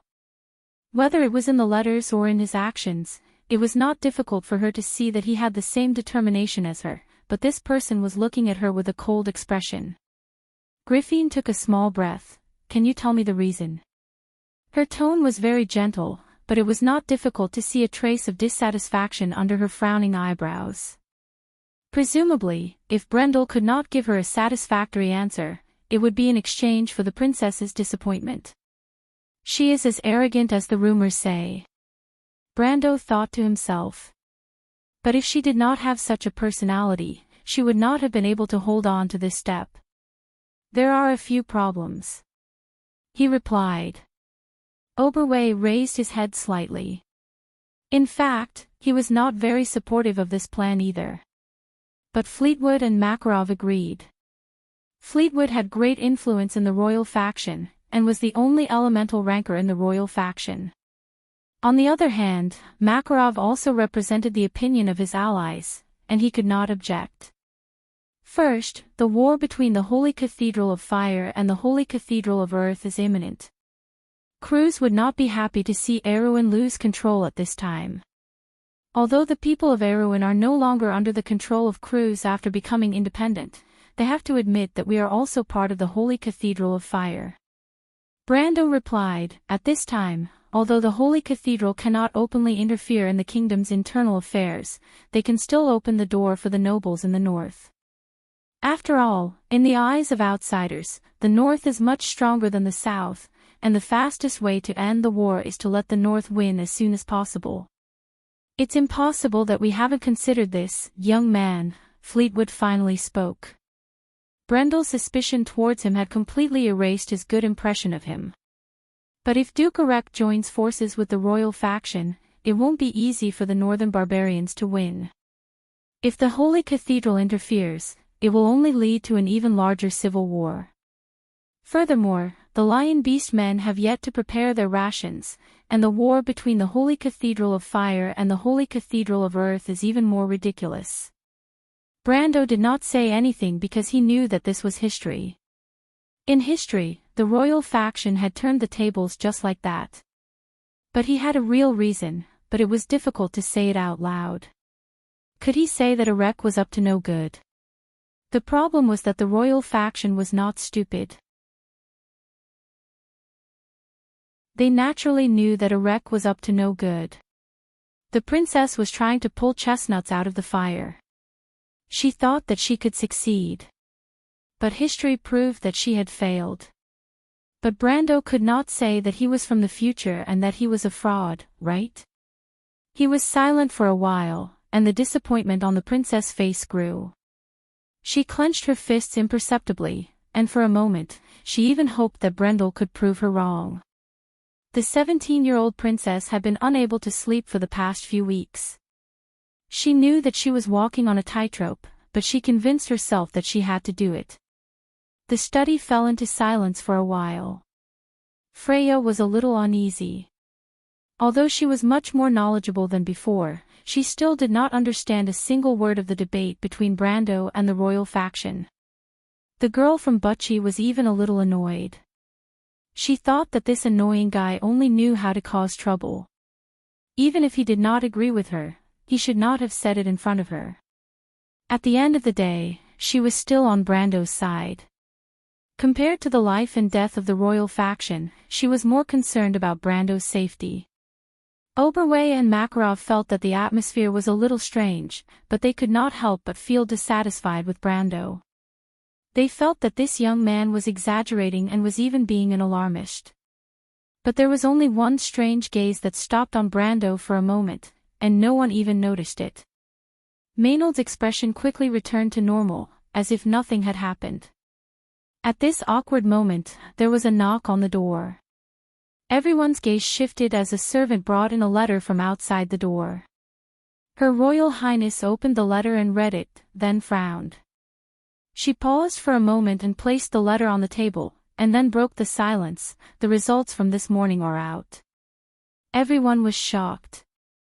They obviously knew that this was the result of the assassination in the morning, but they did not expect the Holy Cathedral to act so quickly and find the mastermind in just 2 to 3 hours. Only Makarov frowned, as if he thought of something. Brando could not help but listen. The assassination in the morning had changed history, and he wanted to know the reason behind it. The mastermind is called Xerxes.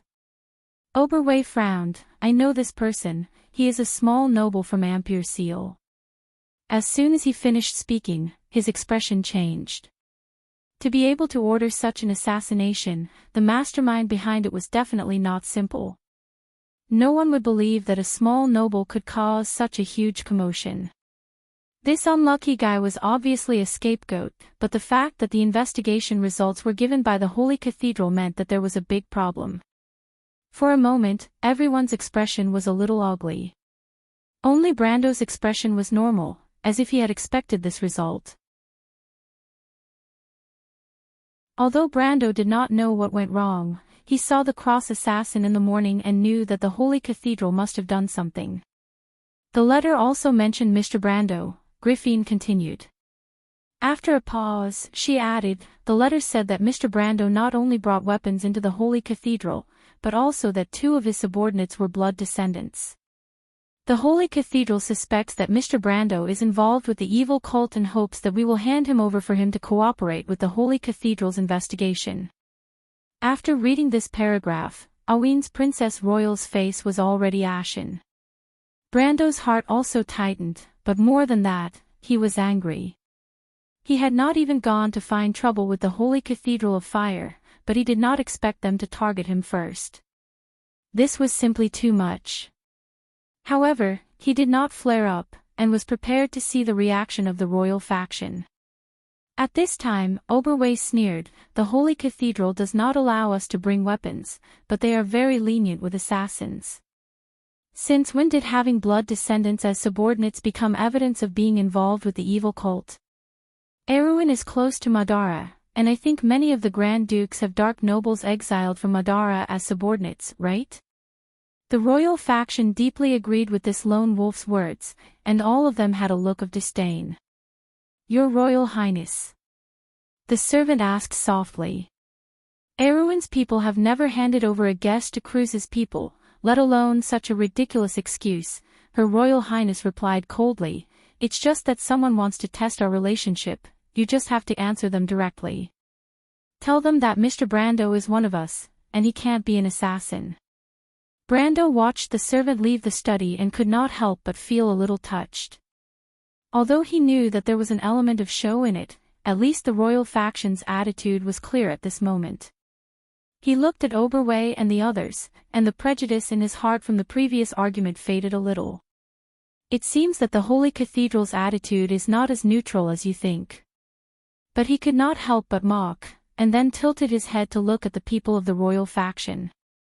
After all, he was not a real politician, and there was still Sophie's gloating factor in his bones. The half-elf girl's eyebrows sank sadly, and she sighed slightly. She was so helpless that it made Brando feel a little sad, but she did not dwell on this issue. Mr. Brendel, we're not in a good situation. Please excuse us. But no matter what, we still want to get your help. You are a Highland Knight, so I would like to ask you to help us gain the support of the Highland Knights, is that okay? The princess lowered her status and asked in a pleading tone. She could see that Brando did not have any bad intentions towards the royal faction, but there were some misunderstandings. But she believed that the end result would prove that she was right. Brando shook his head. You all know that the Highland Knight is not the same as you, and I can personally support you. However, it may not be easy to gain their approval. Even though he was not a real Highland Knight, he was confident that he could fool the most astute person with his disguise. In fact, even the county would not be able to find any fault with Brando's words. The people of the royal faction also knew that Brando was speaking the truth, and they could not help but nod solemnly. But fortunately, Brando still had control over Tonagel, and this insignificant place was the key to restricting Count Ranner. Otherwise, the members of the royal faction would have doubted that it was a wise decision to fall out with the Holy Cathedral for this young man. But it's not impossible, Brando suddenly smiled. Karsuk is the most affected by Madara, and the northern nobles' attitude towards compromise has already caused the dissatisfaction of the Highland Knight. As long as you all show them goodwill, I'm sure they will be willing to join the royal faction. But the key is the situation, after all, no one wants to join the ranks of the losers. Griffey nodded. She knew this was the case, but the problem was not that simple. She did not take Brando's suggestion seriously. The meeting between the royal faction and Brando was for the sake of the Highland Knight. Now that her hopes were dashed, she suddenly felt a little mentally and physically exhausted. She quietly looked at the hourglass. It was almost time for the meeting to begin. Mr. Brando, I have one last personal question. Is it convenient for you to answer? Griffin looked up at Brando and asked. Brando nodded. You and Yenbao. She had always been concerned about this question. Even though she did not think that Brando was Dilferi's retainer, at least Yenbao had not joined the royal faction yet. If he was a retainer, Brando's actions were clearly out of line. Besides, she also thought that Brando should be her knight. But what she cared about was the relationship between Brando and the young lady of the Yenbao family. With her shrewdness, she could not imagine how great it would be if she could pull Yenbao into her camp. No, actually I have nothing to do with the Earl. In fact, it's the opposite. In fact, I only forced her to bring me into the meeting. Brando smiled and answered truthfully. Everyone was stunned. Although it's a little rude to say this, the invitation to the meeting was only sent to Duke Karsuk. As a small Highland knight, you have no right to enter the Sephora Manor. I think you can understand the difficulties of a young person like me. Brando shook his head and added. The people of the royal faction finally reacted. For a moment, they could not help but look at Brando with a strange expression. This guy had the guts to kidnap and threaten a noble under the nose of the Holy Cathedral. If it were not for the fact that they knew that it was unlikely, they would have suspected that the assassins in the morning were related to this young man. Princess Griffin smiled slightly. She did not believe Brando's words at all. The reason was simple. She and Dilfrey were good friends, and in the morning, anyone could see that the Countess was obviously concerned about Brando. Would the person who was kidnapped care about the kidnapper? Perhaps it was possible, but definitely not in that kind of situation. However, she did not intend to expose Brando's clumsy lie. Instead, she smiled and said, "Extraordinary people do extraordinary things.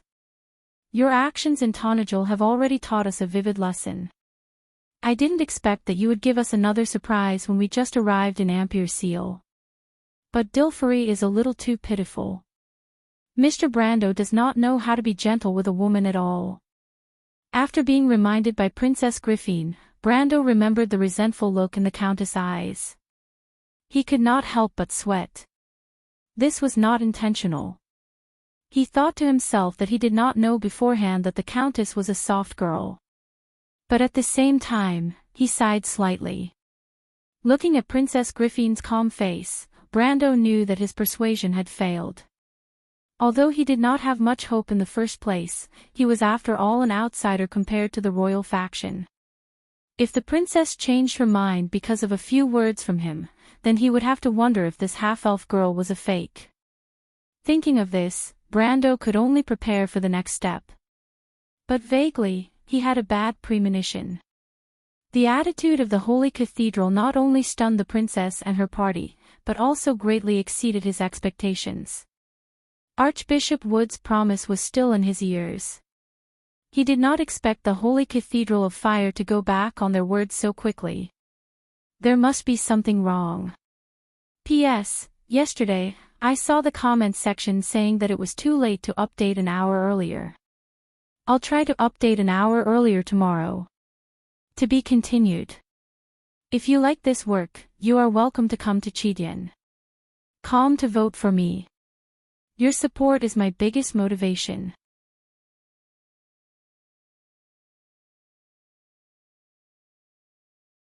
Chapter 556. Brando kept the second and third words in his heart, but he did not say them out loud. Some words were not suitable to be spoken in front of the royal faction. He knew from the start that the royal faction and Princess Griffin's path were destined to be different. When he turned to leave, the kingdom behind him had already turned into a crumbling palace. It was as if he saw a sea of fire. The drunken nobles of Erewhon had already destroyed the foundation of this ancient kingdom. Even the most outstanding people in the kingdom, such as Makarov, Fleetwood, and Oberway, were limited by tradition, or perhaps they were afraid of change. History was similar.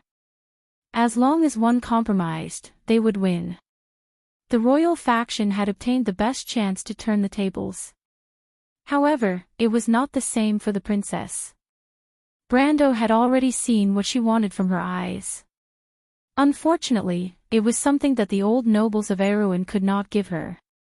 However, to Brando, only destruction could bring new life. What they could not give, he would give. Sometimes, a sentence was enough. Some people were not worth saving. He and Freya arrived at Rock's palace. "Sue!" Freya called out happily. A young girl with dark skin and braided hair stood outside the palace with a smile. She was wearing the clothes of a merchant's daughter. "Miss Freya, you have grown taller," she replied gently. "Sue, pass this letter to the Nagas." Brando took out a letter and handed it to Sue. Sue nodded and accepted the letter silently. She was a quiet and reliable girl. Brando had always been at ease with this daughter of the copper dragon Redo. Nagas. Freya turned around and asked in surprise, Brando, I heard that the Nagas were pirates who roamed the shining sea. I didn't know that you even knew them. Brando could not help but laugh and teased her, I know a lot of people, but you don't know most of them. Humph, damned aristocrat. Freya gritted her teeth. Sue looked at the two of them and could not help but shake her head. She kept the letter properly. This letter represented the collapse of the negotiations. As the daughter of a bartender, she did not care about the future of the kingdom. However, that did not mean that Freya could remain indifferent. The girl suddenly raised her head. Brando, what do you think now? I have done my best. I plan to return to Tonajol and wait for the princess to join forces with a rep to start a war. Before he could finish, he saw Freya staring at him suspiciously. Brando couldn't help but sweat, thinking to himself, am I that untrustworthy? Speak the truth, Brando. Freya closed her eyes and replied snappily. This guy liked to lie just like the Roman. She didn't believe that he would let go just like that. He had the ability to achieve whatever he wanted. The key was that his determination was always stronger than others. Freya knew this very well. Brando was already the synonym of omnipotence in her heart. Moreover, she subconsciously did not want the princess to ally with a wreck. As a commoner and a highly educated person, she did not trust Erwin's rotten nobility. Kill. Brando replied calmly. Freya was slightly startled and raised her head to look at Brando. Brando did not say anything more. The royal faction had given him an answer, and now he had to give everyone an answer. He couldn't be bothered to explain too much to people like Makarov and Fleetwood, because only swords could explain everything. When he realized that the royal faction's stubbornness was irreversible, he had already decided to carry out the second plan. The plan that he had already decided on. He would use force to interfere with the peace talks in Ampere Seal and start a war with his own hands. Then, the kingdom would be plunged into a great war. The flames would burn everything, and the old would be reduced to ashes. Only those who could withstand the test would be able to survive. Brando had personally participated in this war. It had a name, Erwin's Civil War. At this moment, a melodious bell rang above the harbor. Brando turned around and saw that the Ampere Seal Conference had already begun. In history, this meeting lasted for 7 days. The nobles argued and argued endlessly in the meeting, refusing to give up an inch of land. Then, they used a completely different result to draw a perfect end to the peace talks, war. The nobles were just that ridiculous. Brando. Brando heard a voice calling him. He thought it was Orthless. He had previously discussed the situation in Erwin with this wind elf lady who was like his teacher. But when Brando turned around, he saw Dilfari standing in the Rockshby Palace. Count Yenbao was dressed in formal attire, and behind her stood the knight Nia. It seemed like they were preparing to attend the conference. But now she stopped and stared at Brando angrily. The conference is about to start. What are you waiting for? Brando was stunned. Since he had already decided to start a war, there was no point in attending the conference. In fact, he had only snuck into the conference today to see Griffin. He had no interest in this kind of conference. Besides, didn't he say that he would separate with the young lady once he entered the conference? What did she mean by this? Brando could not help but look at Dilfari in confusion. The Countess gritted her teeth. You are my retainer. If you don't attend the conference with me, do you want me to become a laughingstock? Freya stared at Brando suspiciously. Her eyes said, didn't you say that you forced this young lady to bring you into the conference? Brando of course noticed this pure and simple look, but he also had a big headache. Who knew what was wrong with this young lady? But now was not the time to explain this. Since Dilfari had already said so, if he did not do anything, it would only make people suspicious of his identity. He still needed to stay in Ampere Seal for a few days, and did not intend to expose himself to everyone so early.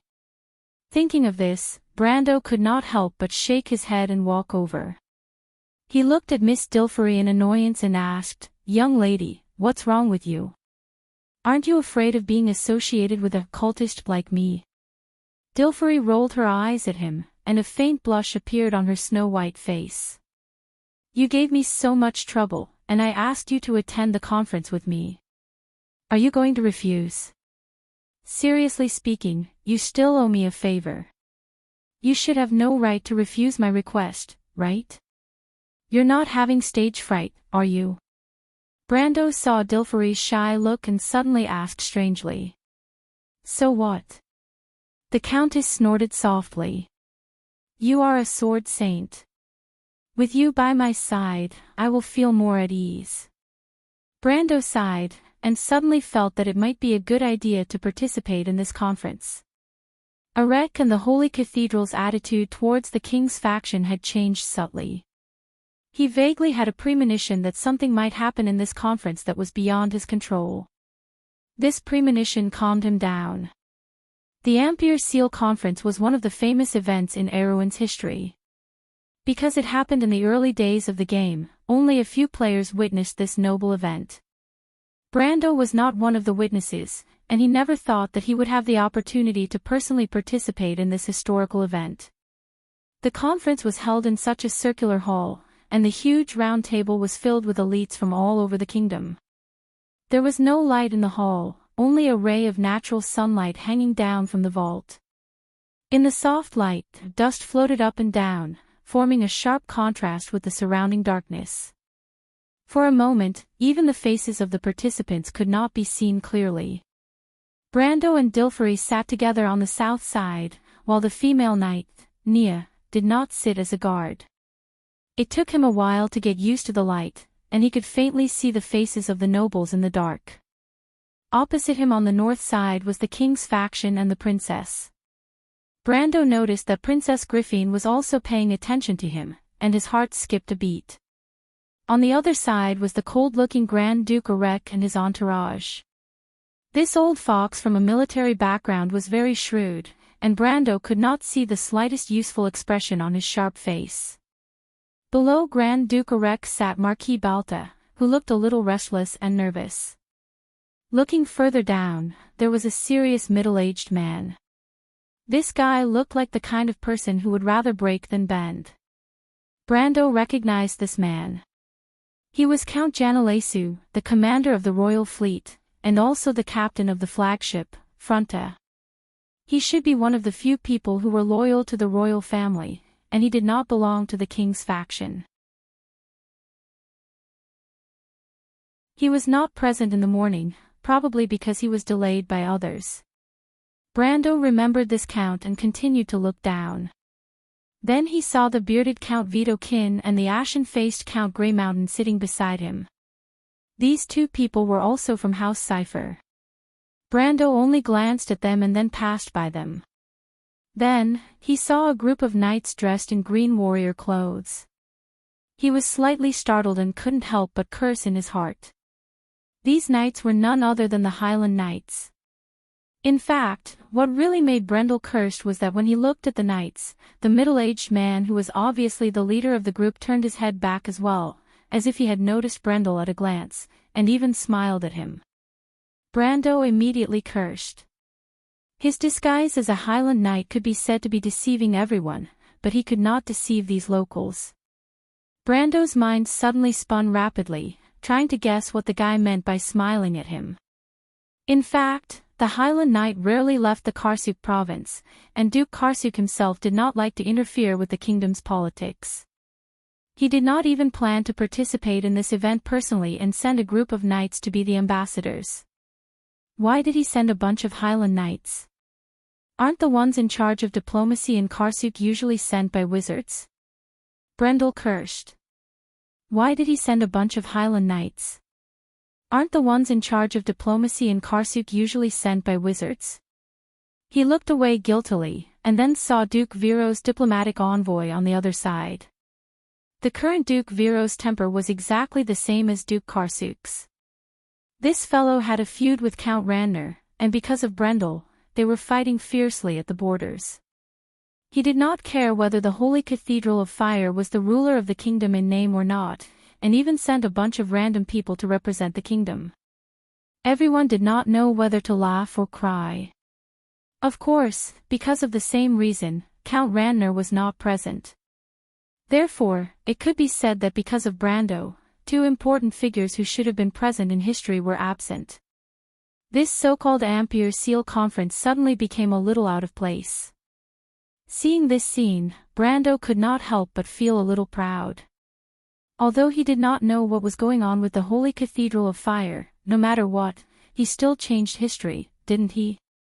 Duke Grenoires came as scheduled, but Brando knew very well that this guy was here to be a bystander.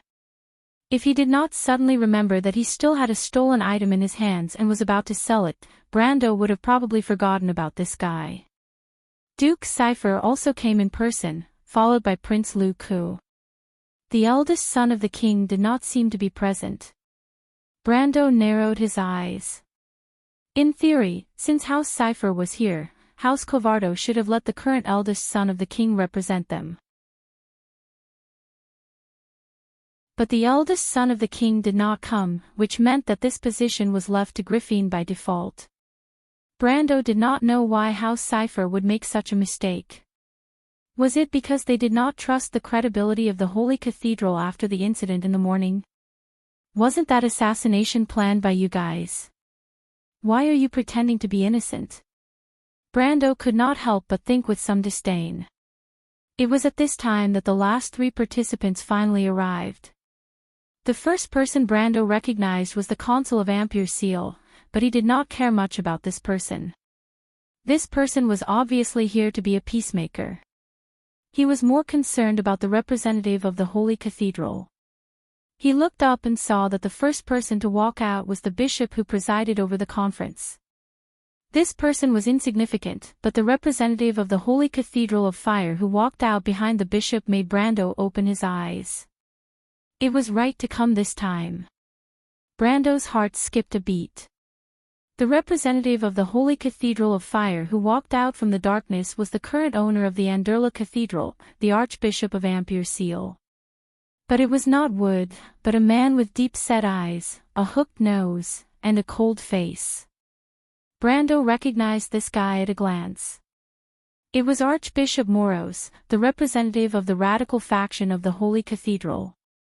He was also the high-ranking priest of the Holy Cathedral who was supposed to succeed Wood's position in 2 months. How could it be? Brando could not wrap his head around it for a moment. How could Moros have arrived in Ampere Seal so early? But he suddenly reacted. No wonder the attitude of the Holy Cathedral suddenly changed 180 degrees. Since Moros had already entered the Anderla Cathedral, it meant that Cruz was ready to intervene in Erwin's political affairs. Wood must be in trouble. Brando immediately thought of this, but now was not the time to think about the trouble of the Archbishop. The question now was, why did Moros appear here in advance? In history, it should have been Wood who presided over the conference in Ampere Seal.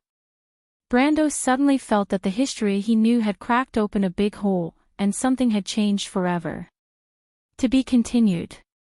If you like this work, you are welcome to come to Chidian. Come to vote for me. Your support is my biggest motivation.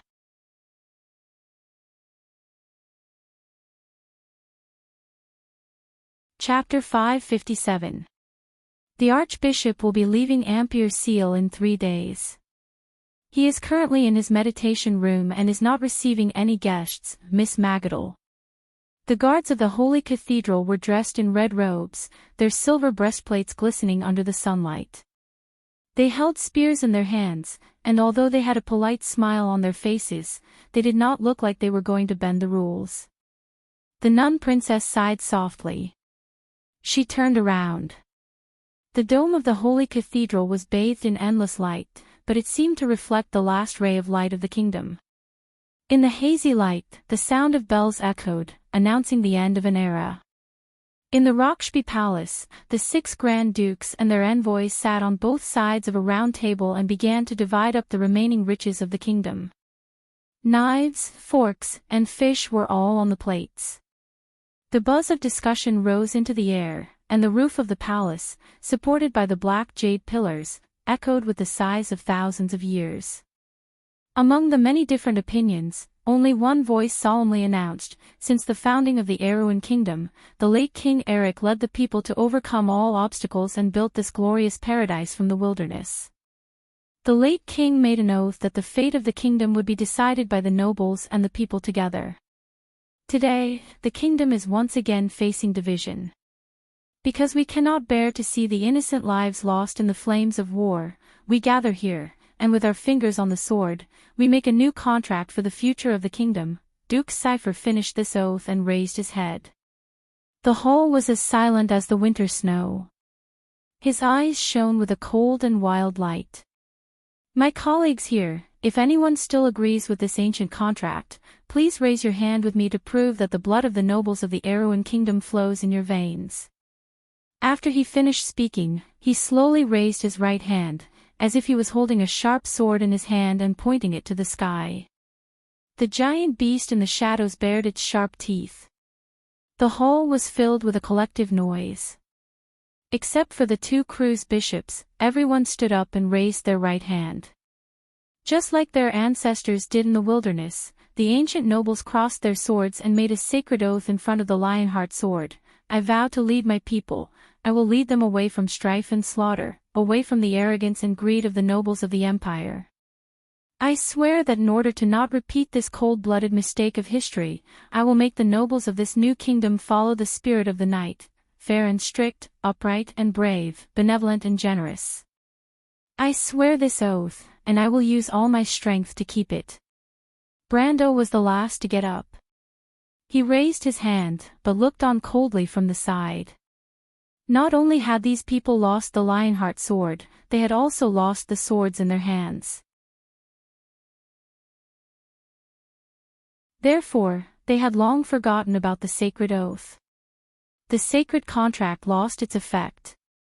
The cities of the kingdom turned into illusions, and the vast territory melted like snow before him. From the mountains to the plains, from the forests to the sea, only one voice echoed. Revolution.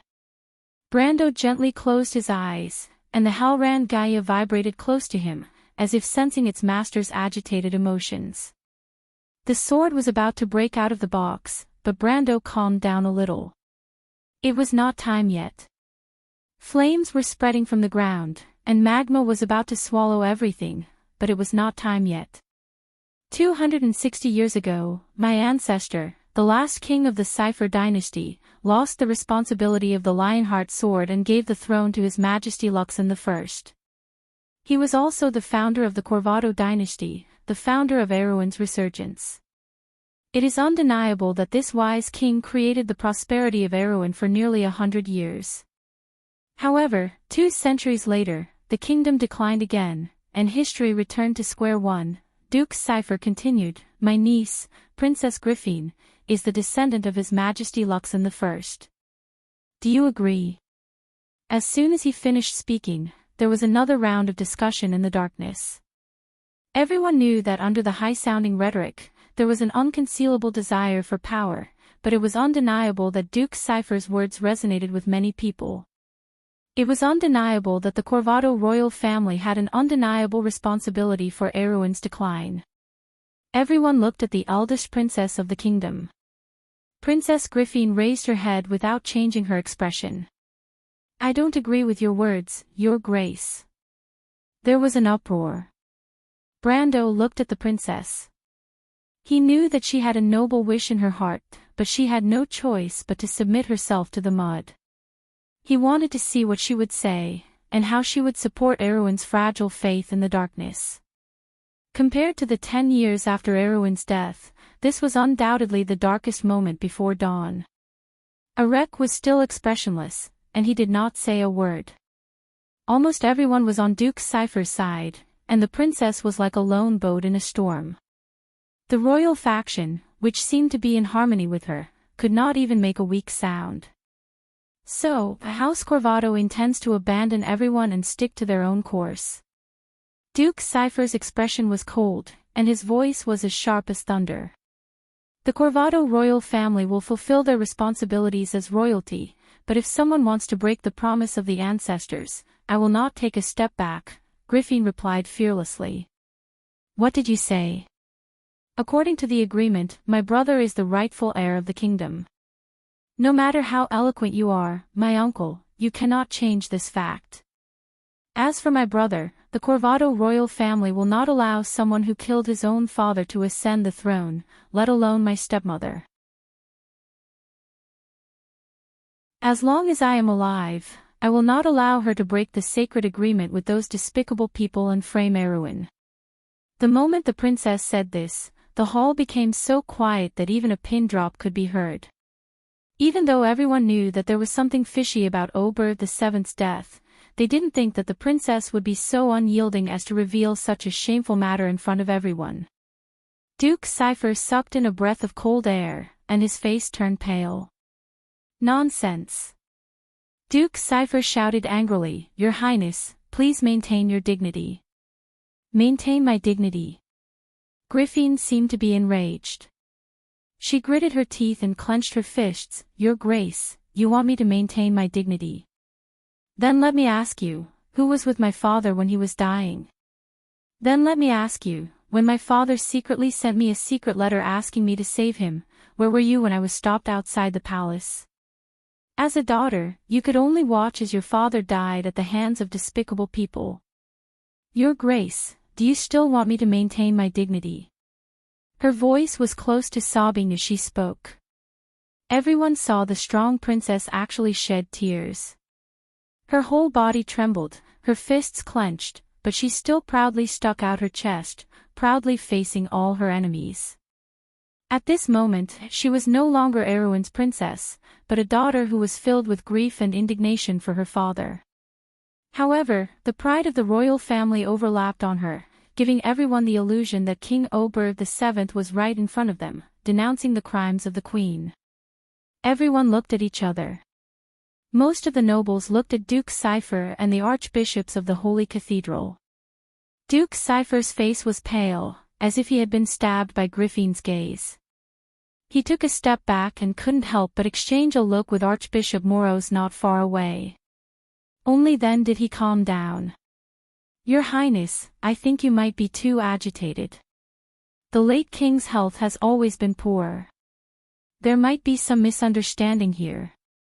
He was well aware of his sister's actions and could not help but reply with some embarrassment. Griffin bit her lower lip and glared at him. At this time, Moros finally came to the rescue. Your Highness, I understand how you feel, but we are not talking about the death of King Oberth VII. Please consider the millions of people in Erwin. Once the kingdom falls into war, the people who will be sacrificed will be your father's people. If the late King Eric was here, I'm afraid he wouldn't have the heart to let this happen. Does everyone still remember the oath you engraved on your swords? Although the new archbishop's face was gloomy, his voice was unusually gentle, as if it had the power to bewitch people. Brando secretly praised him. He didn't pay much attention to this old guy before, but now he realized that this guy was an expert in Erwin. The moment he opened his mouth, he hit the princess's weak spot. None of the high-ranking people in the Holy Cathedral of Fire were incompetent. He looked at Griffin again, wanting to see how the princess would respond. Once the kingdom falls into the flames of war, Her Royal Highness turned her head, the tears on her cheeks still wet. She smiled a little bleakly. Awin is so poor and weak, but you still don't repent. The kingdom will be engulfed in the flames of war, and the kingdom will be engulfed in the flames of war. 100 years later, this land will only be in ruins. I wonder if all of you will have the face to meet Awin's ancestors, and how will you have the face to meet King Eric? There was an uproar in the hall. Brando was so shocked that he almost jumped out of his seat. He stared dumbfoundedly at the weak 17-year-old half-elf girl. She stood there, isolated and helpless, but her eyes seemed to penetrate the heavy fog of history and saw the inevitable end of Erwin. She actually saw it. She actually saw it.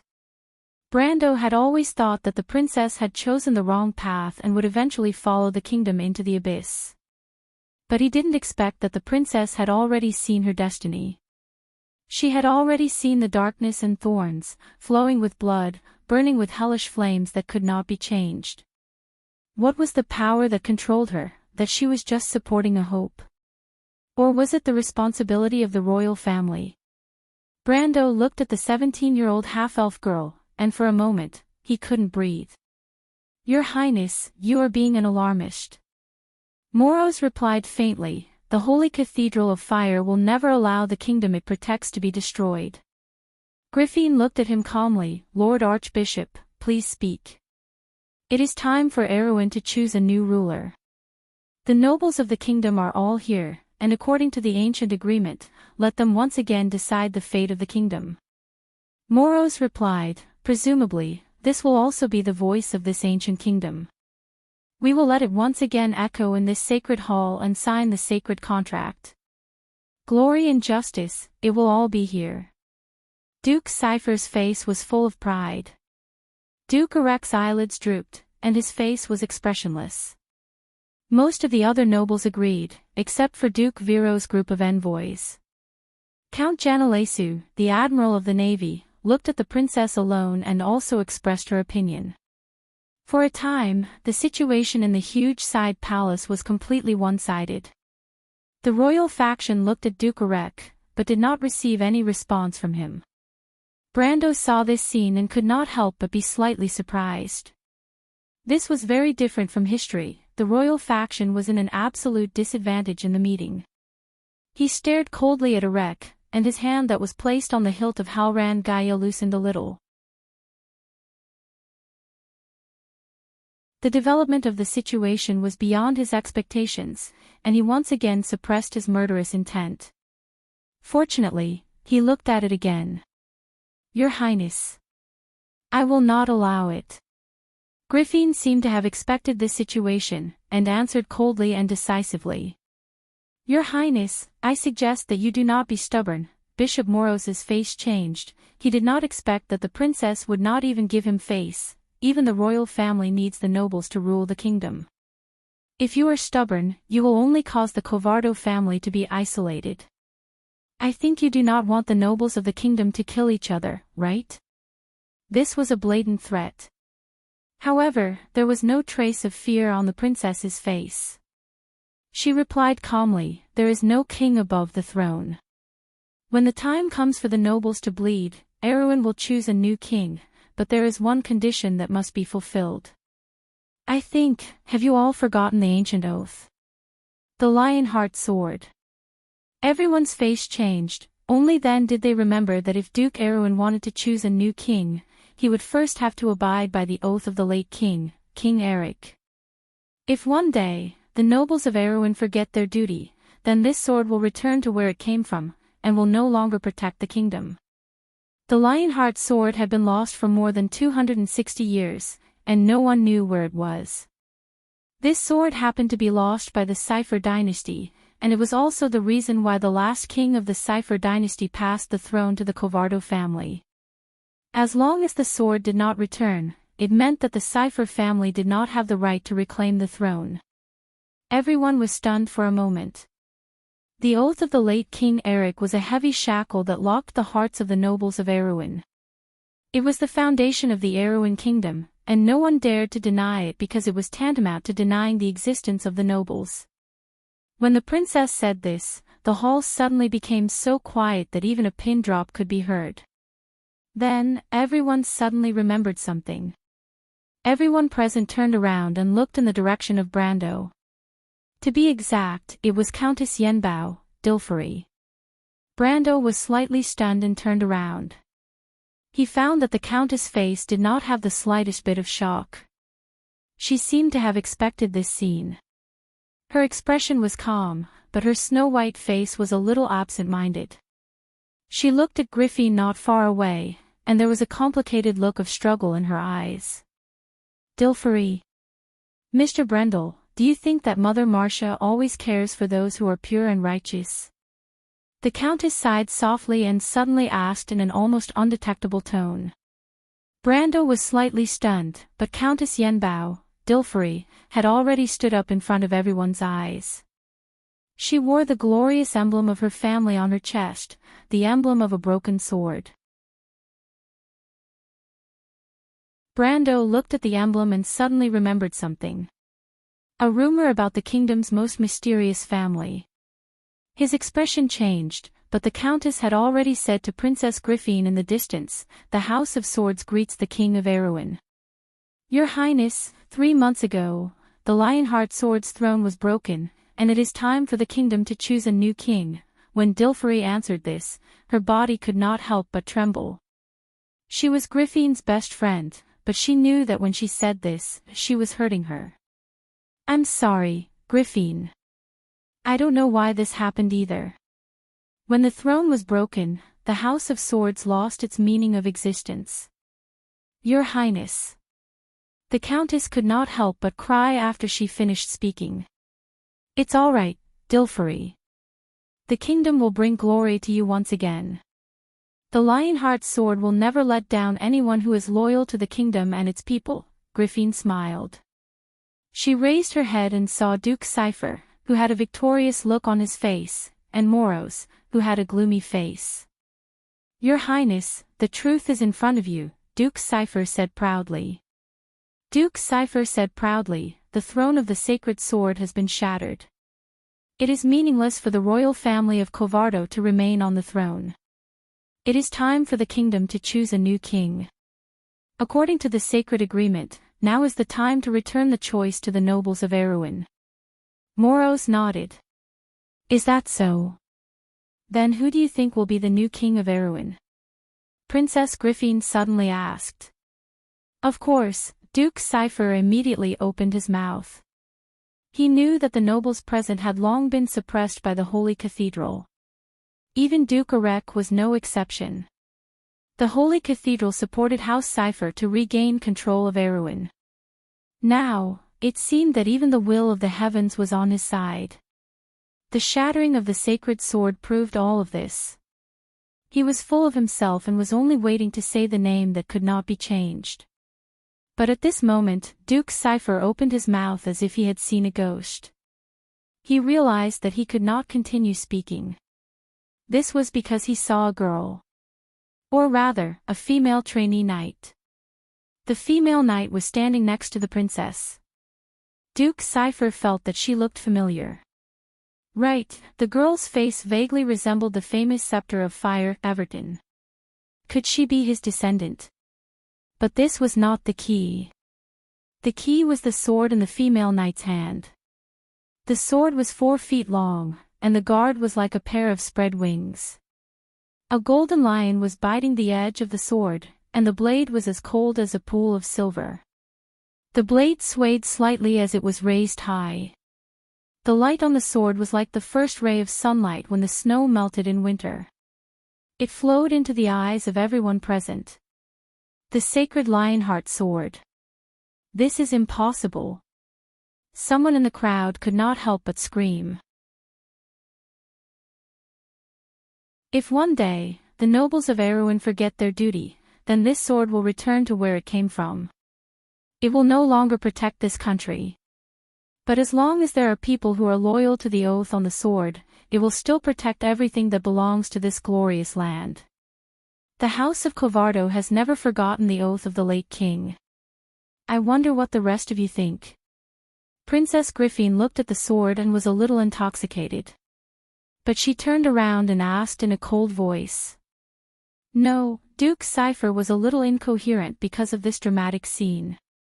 No, this can't be true. The sacred Lionheart sword has been lost for more than 200 or 300 years. There is no trace of it. There is no way they can find it. Archbishop Moros, please believe me. This must be a fake. Archbishop Moros turned around and stared at Princess Griffine with his sharp eyes. Your Highness, can you prove that the Lionheart sword in your hand is the real one? Archbishop, are you suspecting that I am lying in this situation? Princess Griffin asked coldly. No, Your Highness. I am just maintaining the strictness of a notary. Princess Griffin frowned. For a moment, the hall fell into silence. The sacred Lionheart sword was like a symbol of Erewhon. No one thought that the Archbishop and Duke Cypher would dare to deny it in front of this sword. Some of the sharper ones immediately realized that the conflict between the two sides had reached a point where they would not rest until one of them was dead. Everyone stared at the princess and Duke Cypher, wanting to see the final result of this confrontation. Even Duke Erec raised his eyelids slightly for the first time. At this moment, a steady and solemn voice sounded from outside the hole. I can prove that this sword is the real Lionheart sword. Everyone was shocked and turned around at the same time. The door of Rockshby Hall opened, and a figure stepped into the hall through the flowing sunlight. His back was facing the light, and the light was like sharp swords behind him. Everyone could not help but squint their eyes. However, these sharp swords dissipated one by one, and then everyone saw the person who came. It was a knight wrapped in emerald green armor. Ah! Countess Dilfery was stunned for a moment. She sat down on a chair in a daze. How is this possible? This is the Knight of the Lake. Brando also stood up from his seat. He suddenly felt that history was too strange. To be continued. If you like this work, you are welcome to come to Chidien. Come to vote for me. Your support is my biggest motivation. You're tuning into the LoveLore Library YouTube channel. We're so grateful for your support, and don't forget to subscribe to join us on this incredible journey through captivating stories. Your generosity through donations truly makes a world of difference, as it's the primary source of revenue that allows me to expand and enhance this channel for you. Thank you from the bottom of my heart for being a part of this adventure.